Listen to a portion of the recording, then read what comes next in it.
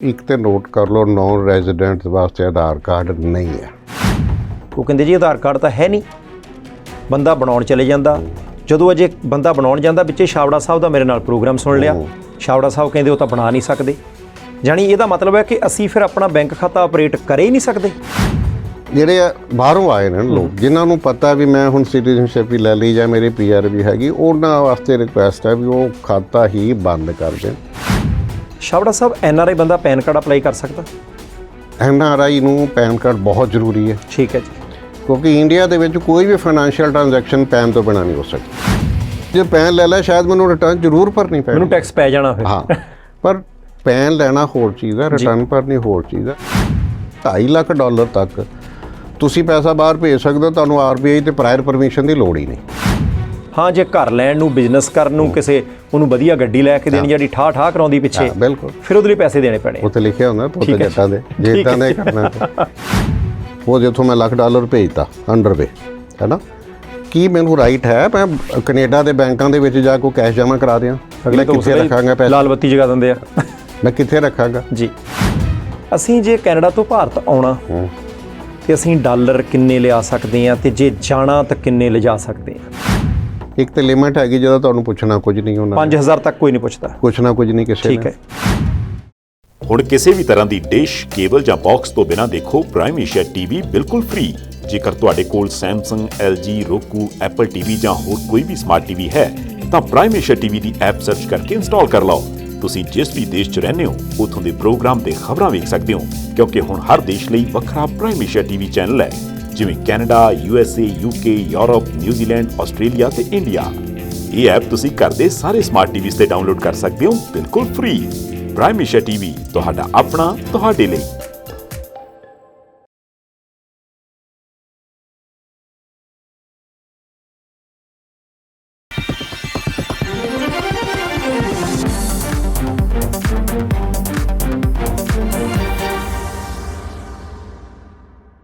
ਲਓ ਜੀ, 4 ਮਹੀਨੇ ਪਹਿਲਾਂ ਇਸੇ ਸਟੂਡੀਓ ਤੋਂ ਇਹੀ ਕੁਰਸੀਆਂ ਤੇ ਇਹੀ ਟੇਬਲ ਤੇ ਇਸੇ ਤਰੀਕੇ ਮਹਿਮਾਨ ਵੀ ਉਹੀ ਸਨ, ਕਿਉਂਕਿ ਪ੍ਰਵਾਸੀਆਂ ਦੇ ਬਹੁਤ ਗੁੰਝਲਦਾਰ ਮਸਲੇ ਨੇ। ਤੁਹਾਡੇ ਸਵਾਲਾਂ ਦਾ ਪਿਛਲੇ 4 ਮਹੀਨਿਆਂ ਦੇ ਵਿੱਚ ਹੜ੍ਹ ਆਇਆ ਰਿਹਾ। NRIs ਨੂੰ, ਵਿਦੇਸ਼ਾਂ ਦੇ ਵਿੱਚ ਰਹਿਣ ਵਾਲੇ ਭਾਰਤੀਆਂ ਨੂੰ ਭਾਰਤ ਦੇ ਵਿੱਚ ਟੈਕਸ ਭਰਨਾ ਚਾਹੀਦਾ ਕਿ ਨਹੀਂ, ਕਿੰਨਾ ਕੁ ਭਰਨਾ ਚਾਹੀਦਾ, ਆਧਾਰ ਕਾਰਡ ਉਹ ਬਣਾ ਸਕਦੇ ਆ ਕਿ ਨਹੀਂ, ਜ਼ਮੀਨ ਕਿੱਦਾਂ ਖਰੀਦ ਵੇਚ ਸਕਦੇ ਆ, ਪੈਨ ਕਾਰਡ ਦਾ ਉਹਨਾਂ ਦੇ ਨਾਲ ਕੀ ਲੈਣਾ ਦੇਣਾ, ਬੈਂਕ ਦੇ ਵਿੱਚ ਜੇ ਖਾਤਾ ਆਪਰੇਟ ਕਰਨਾ ਤਾਂ ਕਿਹੜਾ ਖਾਤਾ ਆਪਰੇਟ ਕਰਨਾ, ਬੜੀ ਸਮੱਸਿਆ ਆਉਂਦੀ ਹੈ। ਆਧਾਰ ਕਾਰਡ, ਪੈਨ ਕਾਰਡ ਲਿੰਕ ਕਰਨਾ ਕਿ ਨਹੀਂ ਕਰਨਾ, ਟੈਕਸ ਭਾਰਤ ਸਰਕਾਰ ਨੇ 20% ਵਾਲਾ ਮਸਲਾ ਕੀ ਸ਼ੁਰੂ ਕੀਤਾ। ਇੰਨਾ ਜ਼ਿਆਦਾ ਗੁੰਝਲਦਾਰ ਹੋ ਗਿਆ ਮਸਲਾ, ਸਾਡੇ ਕੋਲੇ ਤਾਂ ਜਵਾਬ ਕੋਈ ਨਹੀਂ, ਕਿਉਂਕਿ ਬਹੁਤਾ ਕੁਛ ਇਸ ਮੁੱਦੇ ਦੇ ਉੱਤੇ ਆਉਂਦਾ ਨਹੀਂ। ਪਰ ਅਸੀਂ ਆਂਢੀਆਂ ਗੁਆਂਢੀਆਂ ਰਿਸ਼ਤੇਦਾਰਾਂ ਤੋਂ ਕਈ ਵਾਰੀ ਪੁੱਛ ਗਿੱਛ ਕੇ ਐਸਾ ਕੰਮ ਕਰ ਬੈਠਦੇ ਹਾਂ, ਫਿਰ ਬੈਗਰ ਲਾਉਣਾ ਔਖਾ ਹੋ ਜਾਂਦਾ। ਸਵਾਲ, ਸ਼ੰਕੇ ਸਾਰੇ ਹੀ ਤੁਹਾਡੇ ਨੇ, ਨਾਲ ਹੀ ਸਾਡੇ ਨੇ, ਤੇ ਉਹਨਾਂ ਸ਼ੰਕਿਆਂ ਨੂੰ ਦੂਰ ਕਰਨ ਦੇ ਲਈ ਐਡਵੋਕੇਟ ਦਲਜੀਤ ਸਿੰਘ ਛਾਬੜਾ ਸਾਹਿਬ ਨੂੰ 4 ਮਹੀਨੇ ਪਹਿਲਾਂ ਵੀ ਸੱਦਾ ਦਿੱਤਾ ਸੀ ਤੇ ਸੱਦਾ ਅੱਜ ਵੀ ਦੇ ਦਿੱਤਾ। ਛਾਬੜਾ ਸਾਹਿਬ ਦਾ ਸਵਾਗਤ ਕਰਦੇ ਹਾਂ। ਛਾਬੜਾ ਸਾਹਿਬ, ਸਵਾਗਤ ਹੈ ਜੀ। ਸਤਿ ਸ਼੍ਰੀ ਅਕਾਲ। ਸਤਿ ਸ਼੍ਰੀ ਅਕਾਲ ਜੀ ਬਾਟ ਸਾਹਿਬ, ਬਹੁਤ ਬਹੁਤ ਧੰਨਵਾਦ ਤੁਹਾਡਾ, ਦੁਬਾਰਾ ਮਿਲਣੀ ਹੋਈ ਹੈ। ਨਹੀਂ ਜੀ, ਵਧੀਆ ਲੱਗਦਾ ਜੀ ਜਦੋਂ ਮਿਲਣੀ ਹੁੰਦੀ ਆ। ਪਿਛਲੀ ਵਾਰ ਦੀ ਚਾਹ ਤੁਹਾਡੇ ਵੱਲ ਪੈਂਡਿੰਗ ਆ ਜੀ। ਬਿਲਕੁਲ ਪੈਂਡਿੰਗ ਹੈ। ਮੈਂ ਕਿਹਾ ਜੇ TV ਤੇ ਪੁੱਛ ਲਈਏ ਫਿਰ ਬੰਦਾ ਮੁੱਕਰ ਨਹੀਂ ਸਕਦਾ। ਅੱਜ ਅਸੀਂ ਉਲਾਮਾ ਲਾ ਦੇਣਾ। ਠੀਕ ਹੈ ਜੀ। ਅੱਛਾ ਛਾਬੜਾ ਸਾਹਿਬ, ਚਾਹ ਮਿਲੇ ਨਾ ਮਿਲੇ, ਸਾਡੇ ਸ਼ੰਕੇ ਜਿਹੜੇ ਆ ਉਹ ਦੂਰ ਕਰ ਦਿਓ। ਕੋਸ਼ਿਸ਼ ਜ਼ਰੂਰ ਕਰਾਂਗੇ। ਹਾਂਜੀ, ਠੀਕ ਹੈ ਜੀ। ਤੇ ਜੇ ਫਿਰ ਵੀ ਕੋਈ ਸਵਾਲ ਰਹਿ ਜਾਏ ਤੁਸੀਂ ਟਿੱਪਣੀਆਂ ਲਿਖ ਦਿਓ ਜੀ। ਛਾਬੜਾ ਸਾਹਿਬ, ਜਦੋਂ ਤੁਹਾਡੇ ਨਾਂ ਦੇ ਮੂਹਰੇ ਐਡਵੋਕੇਟ ਲੱਗਦਾ ਤਾਂ ਫਿਰ ਸਾਨੂੰ ਉਮੀਦ ਹੁੰਦੀ ਹੈ ਕਿ ਬਹੁਤ ਸਾਰੀਆਂ ਚੀਜ਼ਾਂ ਤੋਂ ਘੱਟਾ ਤੁਸੀਂ ਲਾ ਦਿਓਗੇ। ਸਭ ਤੋਂ ਵੱਡਾ ਸਵਾਲ NRI ਕੌਣ ਹੈ? ਪਿਛਲੀ ਵਾਰ ਵੀ ਪੁੱਛਿਆ ਸੀ, ਐਤਕੀ ਵੀ ਪੁੱਛ ਲੈਂਦੇ ਆ, ਕਿਉਂਕਿ ਜੇ ਸਮੱਸਿਆ ਦੀ ਪਹਿਚਾਣ ਹੋਊਗੀ ਫਿਰ ਹੀ ਇਲਾਜ ਕਰਾਂਗੇ। ਬਾਟ ਸਾਹਿਬ, ਇਹ ਅਸੀਂ ਬੜੀ ਵਾਰੀ ਹਰ ਪ੍ਰੋਗਰਾਮ ਵਿੱਚ ਅਸੀਂ ਦੁਹਰਾ ਚੁੱਕੇ ਹਾਂ। NRI ਜਦੋਂ ਇੰਗਲਿਸ਼ ਕਹਿੰਦੇ ਆ ਜੀ, ਨੌਨ ਰੈਜ਼ੀਡੈਂਟ ਇੰਡੀਅਨਸ, ਠੀਕ ਹੈ, ਪ੍ਰਵਾਸੀ ਭਾਰਤੀ ਤੇ ਕਹਿ ਰਹੇ ਨਾ ਆਪਾਂ ਪੰਜਾਬੀ 'ਚ। ਨੌਨ ਰੈਜ਼ੀਡੈਂਟ ਮੀਨ ਜਿਹੜਾ ਇੰਡੀਆ ਦੇ ਵਿੱਚ ਨਹੀਂ ਰਹਿ ਰਿਹਾ ਪਰ ਹੈ ਇੰਡੀਅਨ, ਇੰਡੀਅਨ ਓਰੀਜਨ ਦਾ। ਠੀਕ ਹੈ।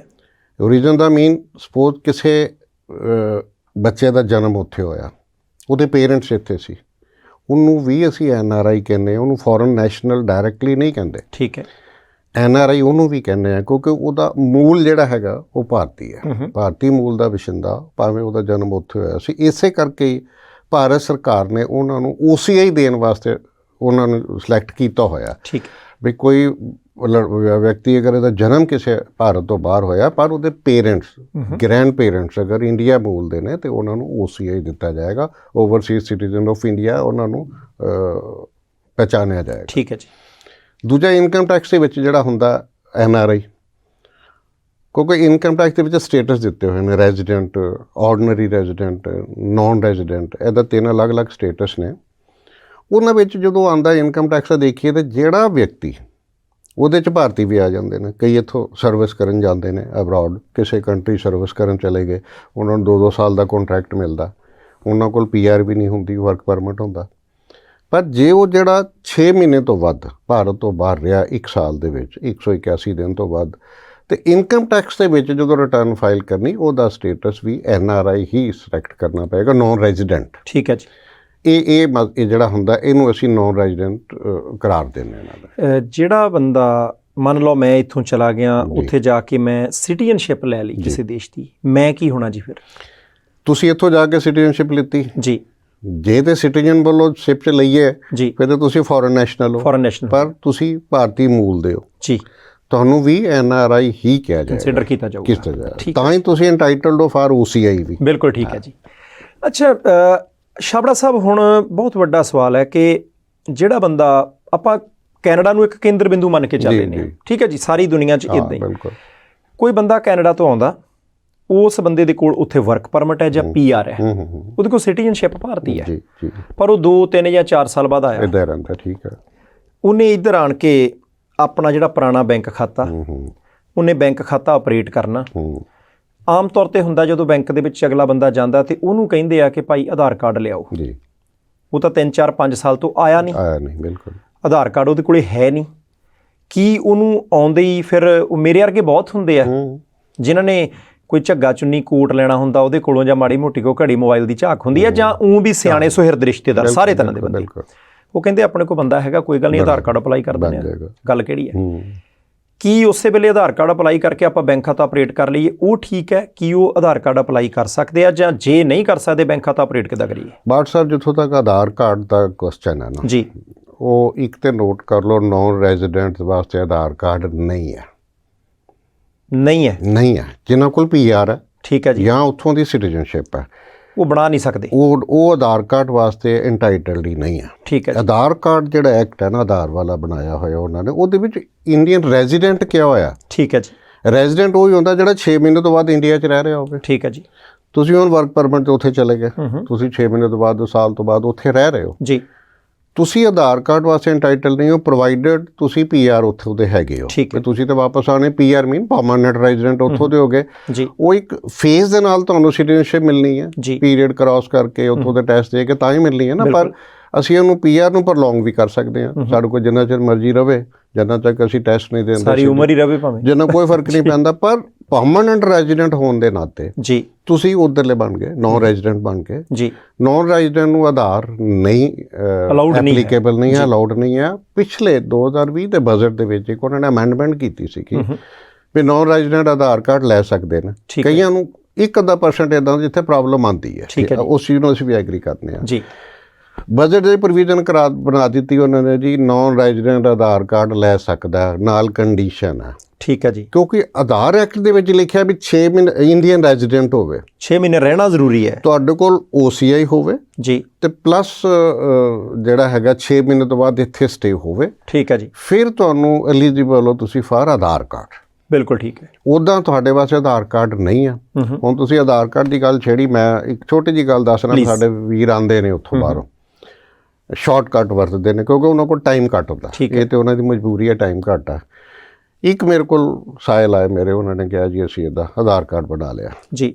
ਮੈਂ ਕਿਹਾ ਜੀ ਤੁਸੀਂ ਤਾਂ ਇੰਟਾਈਟਲਡ ਹੀ ਨਹੀਂ, ਅਸੀਂ ਤਾਂ ਬਾਰ-ਬਾਰ ਹਰ ਪ੍ਰੋਗਰਾਮ 'ਚ ਕਹਿੰਦੇ ਹਾਂ ਵੀ ਤੁਸੀਂ ਨਹੀਂ ਇੰਟਾਈਟਲਡ, ਤੁਸੀਂ ਗਲਤ ਕੰਮ ਕਿਉਂ ਕਰਦੇ ਹੋ ਜੀ। ਕਹਿੰਦੇ 4000 ਰੁਪਈਆ ਲਿਆ ਜੀ। ਠੀਕ ਹੈ। ਮੈਂ ਹੈਰਾਨ ਸੀਗਾ, 30 ਰੁਪਏ ਦਾ ਕਾਰਡ ਜਿਹੜਾ ਗਵਰਨਮੈਂਟ ਨੇ ਰੱਖੇ ਹੋਏ ਨੇ, ਉਦੋਂ ਜਿੰਨੇ ਮਰਜ਼ੀ ਕਾਰਡ ਪ੍ਰਿੰਟ ਕਰਾਓ ਲਓ, ਇੱਕ ਵਾਰ ਇਸ਼ੂ ਹੋ ਗਿਆ 30 ਰੁਪਏ ਲਈ ਜਾਂਦੇ ਨੇ, ਤੁਹਾਡੇ ਘਰ ਕਾਰਡ ਆ ਜਾਂਦਾ ਜੀ। ਜੈਨੂਅਨ ਅਗਰ ਕਾਰਡ ਹੈਗਾ, ਸਪੋਜ਼ ਮੈਂ ਆਧਾਰ ਲੈਣਾ ਤੇ ਮੈਨੂੰ ਕੋਈ 30 ਰੁਪਏ ਲੱਗਣੇ ਜੀ। ਮੈਂ ਆਪਣੀ ਆਇਡੈਂਟੀਟੀਆਂ 2 ਲੈ ਕੇ ਜਾਵਾਂਗਾ, ਡਰਾਈਵਿੰਗ ਲਾਇਸੈਂਸ ਲੈ ਜਾਵਾਂ, ਭਾਵੇਂ ਮੇਰਾ ਪਾਸਪੋਰਟ ਹੈ, 2 IDs ਮੰਗਦੇ ਨੇ ਉਹ, ਹੈ ਨਾ, ਉਹ ਦੇਖ ਕੇ ਤੇ ਤੁਹਾਨੂੰ 10 ਦਿਨਾਂ 'ਚ ਆਧਾਰ ਕਾਰਡ ਤੁਹਾਡਾ ਬਣਾ ਦਿੰਦੇ, ਪ੍ਰੋਵਾਈਡਡ ਪਹਿਲਾਂ ਨਾ ਹੋਵੇ। ਠੀਕ ਹੈ ਜੀ। ਸਾਨੂੰ ਇਹ ਸੋਚਣਾ ਚਾਹੀਦਾ ਵੀ 30 ਰੁਪਏ ਵਾਲੀ ਚੀਜ਼ ਅਸੀਂ 4000 ਚ ਲੈ ਰਹੇ ਹਾਂ। ਇਹ ਨਾ ਸੋਚੋ ਵੀ ਅਸੀਂ ਉਹਨੂੰ ਪੀਰੀਅਡ ਘਟਾ ਲਿਆ ਜੀ, ਟਾਈਮ ਉਹਨਾਂ ਹੀ ਲੱਗਾ ਆਧਾਰ ਕਾਰਡ ਤੇ ਇਸ਼ੂ ਹੋਣ ਤੇ, ਉਹ ਤਾਂ ਗਵਰਨਮੈਂਟ ਤਾਂ ਨਹੀਂ ਨਾ ਕਰੇਗੀ, ਜੋ ਤਾਂ ਲਾਈਨ 'ਚ ਲੱਗੇ ਜਿੰਨਾ ਟਾਈਮ ਪ੍ਰੋਸੈਸਿੰਗ ਤੇ ਲੱਗਣਾ ਉਹ ਲੱਗਣਾ ਹੀ ਲੱਗਣਾ, ਹਫਤਾ ਲੱਗੇ 10 ਦਿਨ ਲੱਗੇ 15 ਦਿਨ ਲੱਗਣ ਉਹ ਲੱਗਣਾ। ਠੀਕ ਹੈ। ਤੁਸੀਂ 4000 ਕਾਹਤੇ ਦਿੱਤੇ? ਤੇ ਉਦੋਂ ਦਿਮਾਗ 'ਚ ਨਹੀਂ ਆਇਆ ਵੀ ਇਹ ਕੰਮ ਗਲਤ ਆ। ਠੀਕ ਹੈ। ਫਿਰ ਵੱਡੀ ਚੀਜ਼ ਇਹ ਹੈਗੀ ਹੈ ਵੀ ਤੁਸੀਂ ਆ ਕੇ ਇੱਦਾਂ ਇੱਕ ਐਫੀਡੇਵਿਟ ਗੱਲ ਦਵਾ ਦੇਣਾ। ਅੱਛਾ, ਐਵੀਡੈਂਟ ਦੇਣਾ ਪੈਂਦਾ ਨਾਲ? ਸਰ ਉਹ ਦੇਣਾ ਪੈਂਦਾ ਜੀ ਮੈਂ ਇੱਥੇ ਰਹਿ ਰਿਹਾ। ਅੱਛਾ ਜੀ। ਸਰਪੰਚ ਦੇ ਕੋਲੋਂ ਮੋਹਰ ਲਵਾਉਣੀ ਪੈਂਦੀ ਜੀ ਮੈਂ ਇਸ ਪਿੰਡ 'ਚ ਰਹਿ ਰਿਹਾ। ਤੇ ਜਦ ਕਿ ਰਹਿ ਰਹੇ ਹੁੰਦੇ ਸਰਪੰਚ ਸਾਹਿਬ ਵੀ ਤੁਹਾਨੂੰ ਪਤਾ ਜਦੋਂ ਨੌਨ ਰੈਜ਼ੀਡੈਂਟ ਆਇਆ ਹੋਵੇ ਤਾਂ ਉਹਦੇ ਨਾਲ ਬੈਠਣਾ, 2-4 ਰਾਤਾਂ ਉਹਨੇ ਬਹਿਣਾ ਜੀ, ਉਹਨੇ ਫੜ ਕੇ ਮੋਹਰ ਲਾ ਦੇਣੀ ਹੈ, ਆ ਲਿਖਾ ਲਓ ਜੋ ਮਰਜ਼ੀ, ਉਹ ਨਾਲ ਲੱਗ ਜਾਂਦਾ ਡਾਕੂਮੈਂਟ। ਜਦ ਕਿ ਤੁਸੀਂ ਇੱਥੇ 6 ਮਹੀਨੇ ਤੋਂ ਬਾਅਦ ਨਹੀਂ ਰਹੇ ਜੀ, ਸਰਟੀਫਾਈ ਗਲਤ ਹੋ ਗਿਆ। ਹੁਣ ਅਜੇ ਤੱਕ ਆਧਾਰ ਕਾਰਡ ਦਾ ਅਗਰ ਤੁਸੀਂ ਕੋਈ ਗਲਤ ਬਣਾ ਲਿਆ ਤੇ ਕੋਈ ਸਰੈਂਡਰ ਕਰਨ ਦੀ ਪ੍ਰੋਵੀਜ਼ਨ ਨਹੀਂ ਹੈ। ਅੱਛਾ, ਵਾਪਸੀ ਦੀ ਕੋਈ ਇਹ ਨਹੀਂ ਮੈਂ ਕਰ ਸਕਦਾ। ਜਦੋਂ ਹੁਣ ਪੈਨ ਹੈ ਜੀ, ਪੈਨ ਸਪੋਜ਼ ਗਲਤੀ ਨਾਲ ਲੋਕਾਂ ਦੇ ਪੈਨ ਇੱਕ ਦੀ ਥਾਂ ਤੇ 2 ਆ ਜਾਂਦੇ ਨੇ, ਕਿਸੇ ਵੇਲੇ ਲੋਕਾਂ ਨੇ ਅਮੈਂਡਮੈਂਟ ਕਰਾਣੀ ਹੁੰਦੀ, ਫਾਰਮ ਗਲਤ ਭਰਿਆ ਜਾਂਦਾ ਗਲਤੀ ਨਾਲ, ਇਹ ਨਹੀਂ ਵੀ ਜਾਣ ਕੇ ਕਰਦੇ, ਉਹ ਤਾਂ ਪੈਨ 2 ਆ ਗਏ, ਉਹਦੇ ਵਿੱਚ ਪੈਨ ਸਰੈਂਡਰ ਕਰਨ ਦੀ ਪ੍ਰੋਵੀਜ਼ਨ ਆਏਗੀ, ਇੱਕ ਕਰ ਦਿਓ ਵਾਪਸੀ ਵੀ ਆ ਗਲਤੀ ਨਾਲ ਆ ਗਿਆ, ਗਲਤੀ ਨਾਲ ਆ ਗਿਆ ਜੀ, ਆ ਲੋ ਮੈਨੂੰ ਨਹੀਂ ਚਾਹੀਦਾ, ਮੈਨੂੰ ਤਾਂ ਇੱਕੋ ਹੀ ਚਾਹੀਦਾ। ਆਧਾਰ ਕਾਰਡ ਦੇ ਵਿੱਚ ਸਰੈਂਡਰ ਕਰਨ ਦੀ ਪ੍ਰੋਵੀਜ਼ਨ ਹੀ ਨਹੀਂ ਹੈ। ਜੇ ਗਲਤੀ ਹੋ ਗਈ ਤਾਂ ਹੋ ਗਈ। ਹਾਂ, ਅਸੀਂ ਵੀਰਾਂ ਨੂੰ ਇਹ ਹਰ ਵਾਰੀ ਸਲਾਹ ਦਿੰਦੇ ਆ ਵੀ ਗਲਤੀ ਨਾਲ ਤੁਸੀਂ ਬਣਾ ਵੀ ਲਿਆ, ਕਿਸੇ ਲਾਲਚ 'ਚ ਆ ਕੇ ਬਣਾ ਵੀ ਲਿਆ, ਤੁਸੀਂ ਉਹਨੂੰ ਮਿਸਯੂਜ਼ ਨਾ ਕਰੋ। ਠੀਕ ਹੈ। ਉਹਨੂੰ ਕਿਤੇ ਵੀ ਆਪਣੀ ਆਈਡੀ ਨਾ ਦਿਓ।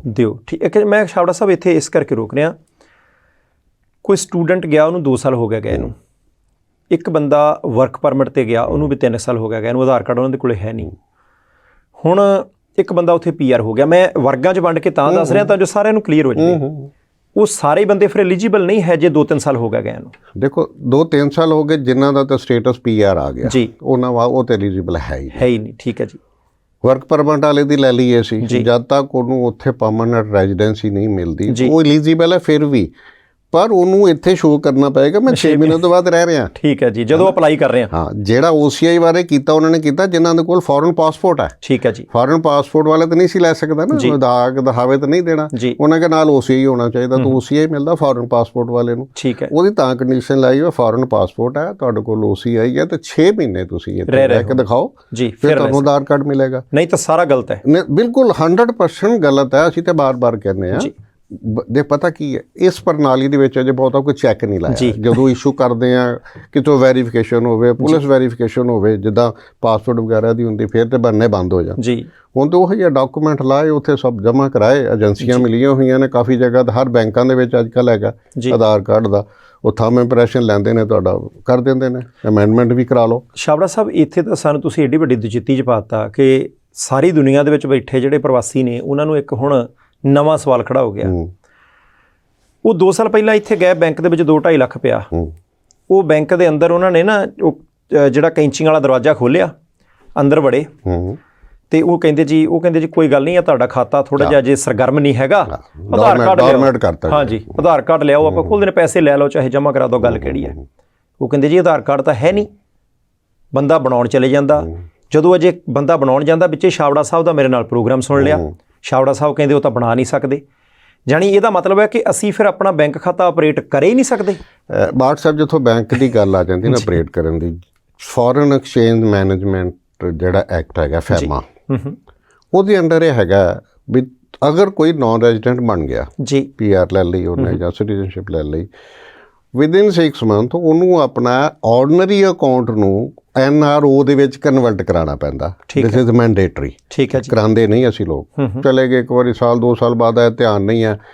ਉਹਨਾਂ ਹਾਲਾਤ ਦੇ ਵਿੱਚ ਜਿਹਦਾ ਪੁਰਾਣਾ ਖਾਤਾ ਪਿਆ ਉਹਨਾਂ ਕੋਲ, ਉਹ ਹੈਗਾ ਆਰਡੀਨਰੀ ਸੇਵਿੰਗ ਅਕਾਊਂਟ ਜਿਹੜਾ ਜਨਰਲ ਹੁੰਦਾ, ਜਦੋਂ ਮੈਂ ਇੱਥੇ ਰੱਖਾਂ ਮੇਰਾ ਖਾਤਾ ਹੈਗਾ, ਅਗਰ ਉਹ ਕਿਸੇ ਵਜ੍ਹਾ ਕਰਕੇ ਡੋਰਮੈਂਟ ਹੋ ਗਿਆ ਤਾਂ ਮੇਰੇ ਕੋਲ KYC ਲੈਣਗੇ, ਨੋ ਯੂਰ ਕਲਾਇੰਟ ਦੇ ਡਾਕੂਮੈਂਟ ਲੈਣਗੇ। ਇੰਡੀਅਨ ਰੈਜ਼ੀਡੈਂਟ ਵਾਸਤੇ KYC ਦੇ ਵਿੱਚ ਆਧਾਰ ਕਾਰਡ ਹੈ, ਠੀਕ ਹੈ ਜੀ, ਇੱਕ ਪਾਸਪੋਰਟ ਹੈ, ਤੇ ਮੈਂ ਤੇ ਦੇ ਸਕਣਾ। ਅਗਰ ਮੇਰਾ ਖਾਤਾ ਆਰਡੀਨਰੀ ਅਕਾਊਂਟ ਹੈ ਤੇ ਕਿਸੇ ਵਜ੍ਹਾ ਕਰਕੇ ਡੋਰਮੈਂਟ ਹੋ ਗਿਆ, ਮੈਂ ਨਹੀਂ ਆਪਰੇਟ ਕੀਤਾ ਜੀ, ਤਾਂ ਕਿਉਂਕਿ RBI ਦੀ ਗਾਈਡਲਾਈਨਸ ਨੇ after every 6 month bank KYC ਮੰਗਦਾ। ਠੀਕ ਹੈ, ਵੀ ਤੁਸੀਂ ਹੈ ਕਿੱਥੇ ਹੋ ਇਸ ਵੇਲੇ, ਤੁਹਾਡਾ ਕੋਈ ਚੇਂਜ ਤੇ ਨਹੀਂ ਹੋਇਆ ਸਟੇਟਸ, ਕੋਈ ਤੁਹਾਡਾ ਐਡਰੈਸ ਚੇਂਜ ਤੇ ਨਹੀਂ ਹੋਇਆ, ਉਹਦੇ ਵਾਸਤੇ KYC ਕਾਲ ਕਰਦੇ ਨੇ ਤੁਹਾਨੂੰ, ਉਹਨਾਂ ਨੂੰ ਮੈਸੇਜ ਵੀ ਆਉਂਦੇ ਲੋਕਾਂ ਨੂੰ, ਜਿਹੜੇ ਲੋਕੀ ਨਹੀਂ ਧਿਆਨ ਕਰਦੇ ਉਹਨਾਂ ਦਾ ਖਾਤਾ ਡੋਰਮੈਂਟ ਹੋ ਜਾਂਦਾ। ਠੀਕ ਹੈ। ਉਹਨਾਂ ਕੇਸਿਸ ਦੇ ਵਿੱਚ ਜਿਨ੍ਹਾਂ ਦਾ ਤੇ ordinary account Indian saving account ਆ, ਉਹ ਤਾਂ ਆਪਣਾ ਆਧਾਰ ਦੇ ਦੇਵੇ ਆ ਕੇ ਜੀ, ਉਹਨਾਂ ਦਾ ਖਾਤਾ ਚੱਲ ਪਏਗਾ ਜੀ। ਕਈ ਜਿਹੜੇ ਆ ਬਾਹਰੋਂ ਆਏ ਨੇ ਲੋਕ, ਜਿਨ੍ਹਾਂ ਨੂੰ ਪਤਾ ਵੀ ਮੈਂ ਹੁਣ ਸਿਟੀਜ਼ਨਸ਼ਿਪ ਵੀ ਲੈ ਲਈ ਜਾਂ ਮੇਰੇ PR ਵੀ ਹੈਗੀ, ਉਹਨਾਂ ਵਾਸਤੇ ਰਿਕੁਐਸਟ ਹੈ ਵੀ ਉਹ ਖਾਤਾ ਹੀ ਬੰਦ ਕਰ ਦੇਣ, ਉਹ ਜਿਹੜਾ ਨਾਰਮਲ ਖਾਤਾ, ਜਾਂ ਉਸੇ ਨੂੰ NRO ਕਨਵਰਟ ਕਰਾਉਣ ਆਪਣੇ KYC ਦੇ ਕੇ, ਠੀਕ ਹੈ, ਆਪਣਾ ਪਾਸਪੋਰਟ ਦੇਣ, ਅਗਰ OCI ਤੇ ਉਹ ਦੇਣ, ਉੱਥੋਂ ਦਾ PR ਕਾਰਡ ਦੇਣ, ਡਰਾਈਵਿੰਗ ਲਾਇਸੈਂਸ ਮੰਗ ਲੈਂਦੇ ਨੇ, ਤੁਹਾਡੀ ਰੈਜ਼ੀਡੈਂਸ ID ਜਿਹੜੀ ਐਡਰੈਸ ID ਹੁੰਦੀ ਉਹ ਦਿਓ, ਉਹਦਾ ਸਟੇਟਸ ਚੇਂਜ ਕਰਾਓ, ਤੁਹਾਡਾ ਸੇਮ ਅਕਾਊਂਟ ਚੱਲ ਪਏਗਾ। ਜਾਣੀ ਉਹਨੂੰ ਸੇਵਿੰਗ ਟੂ NRO ਕਰਾ ਲਓ। NRO ਉਹ ਵੀ ਸੇਵਿੰਗ ਹੀ ਹੁੰਦਾ, NRO ਵੀ ਸੇਵਿੰਗ ਹੈ। ਅੱਛਾ, ਉਹਦਾ ਉਹ ਹੈਗਾ ਜਨਰਲ ਅਕਾਊਂਟ ਸੇਵਿੰਗ, ਇਹ ਹੈਗਾ non resident ordinary saving account. ਫਿਰ ਉਹਦੇ ਵਿੱਚ ਸਾਨੂੰ ਟੈਕਸ ਵੱਧ ਪਊਗਾ। ਹਾਂ, ਉਹਦੇ 'ਚ ਸਿਰਫ ਅਸੀਂ ਲੋਕ ਕਿਉਂ ਹੀ ਕਰਦੇ ਹਾਂ, ਟੈਕਸ ਕੱਟਿਆ ਜਾਣਾ ਜੀ। ਦੇਖੋ, ਟੈਕਸ ਕੱਟਣਾ ਤੇ ਟੈਕਸ ਪੈਣਾ ਦੋਨੋਂ ਚੀਜ਼ਾਂ ਅਲੱਗ ਨੇ। ਠੀਕ ਹੈ ਜੀ। ਉੱਥੇ NRO 'ਚ ਪ੍ਰੋਵੀਜ਼ਨ ਕੀ ਹੈ ਵੀ ਜੇ ਤੁਹਾਨੂੰ ਜਿਹੜਾ ਉਹਨਾਂ ਨੇ ਸੇਵ ਜਿਹੜਾ ਤਾਂ ਉਹਨੂੰ ਇੰਟਰਸਟ ਦੇਣਾ ਜੀ, ਉਹਦੇ ਉੱਤੇ 30% ਕੱਟਣਾ। ਠੀਕ ਹੈ ਜੀ। ਕੱਟ ਕੇ ਇੰਟਰਸਟ ਦੇ ਉੱਤੇ 30%, ਇੰਟਰਸਟ ਤੇ ਤੁਹਾਡੀ ਪ੍ਰਿੰਸੀਪਲ ਉਹ ਨਹੀਂ ਛੇੜਨਾ ਉਹਨਾਂ ਨੇ। ਠੀਕ ਹੈ ਜੀ।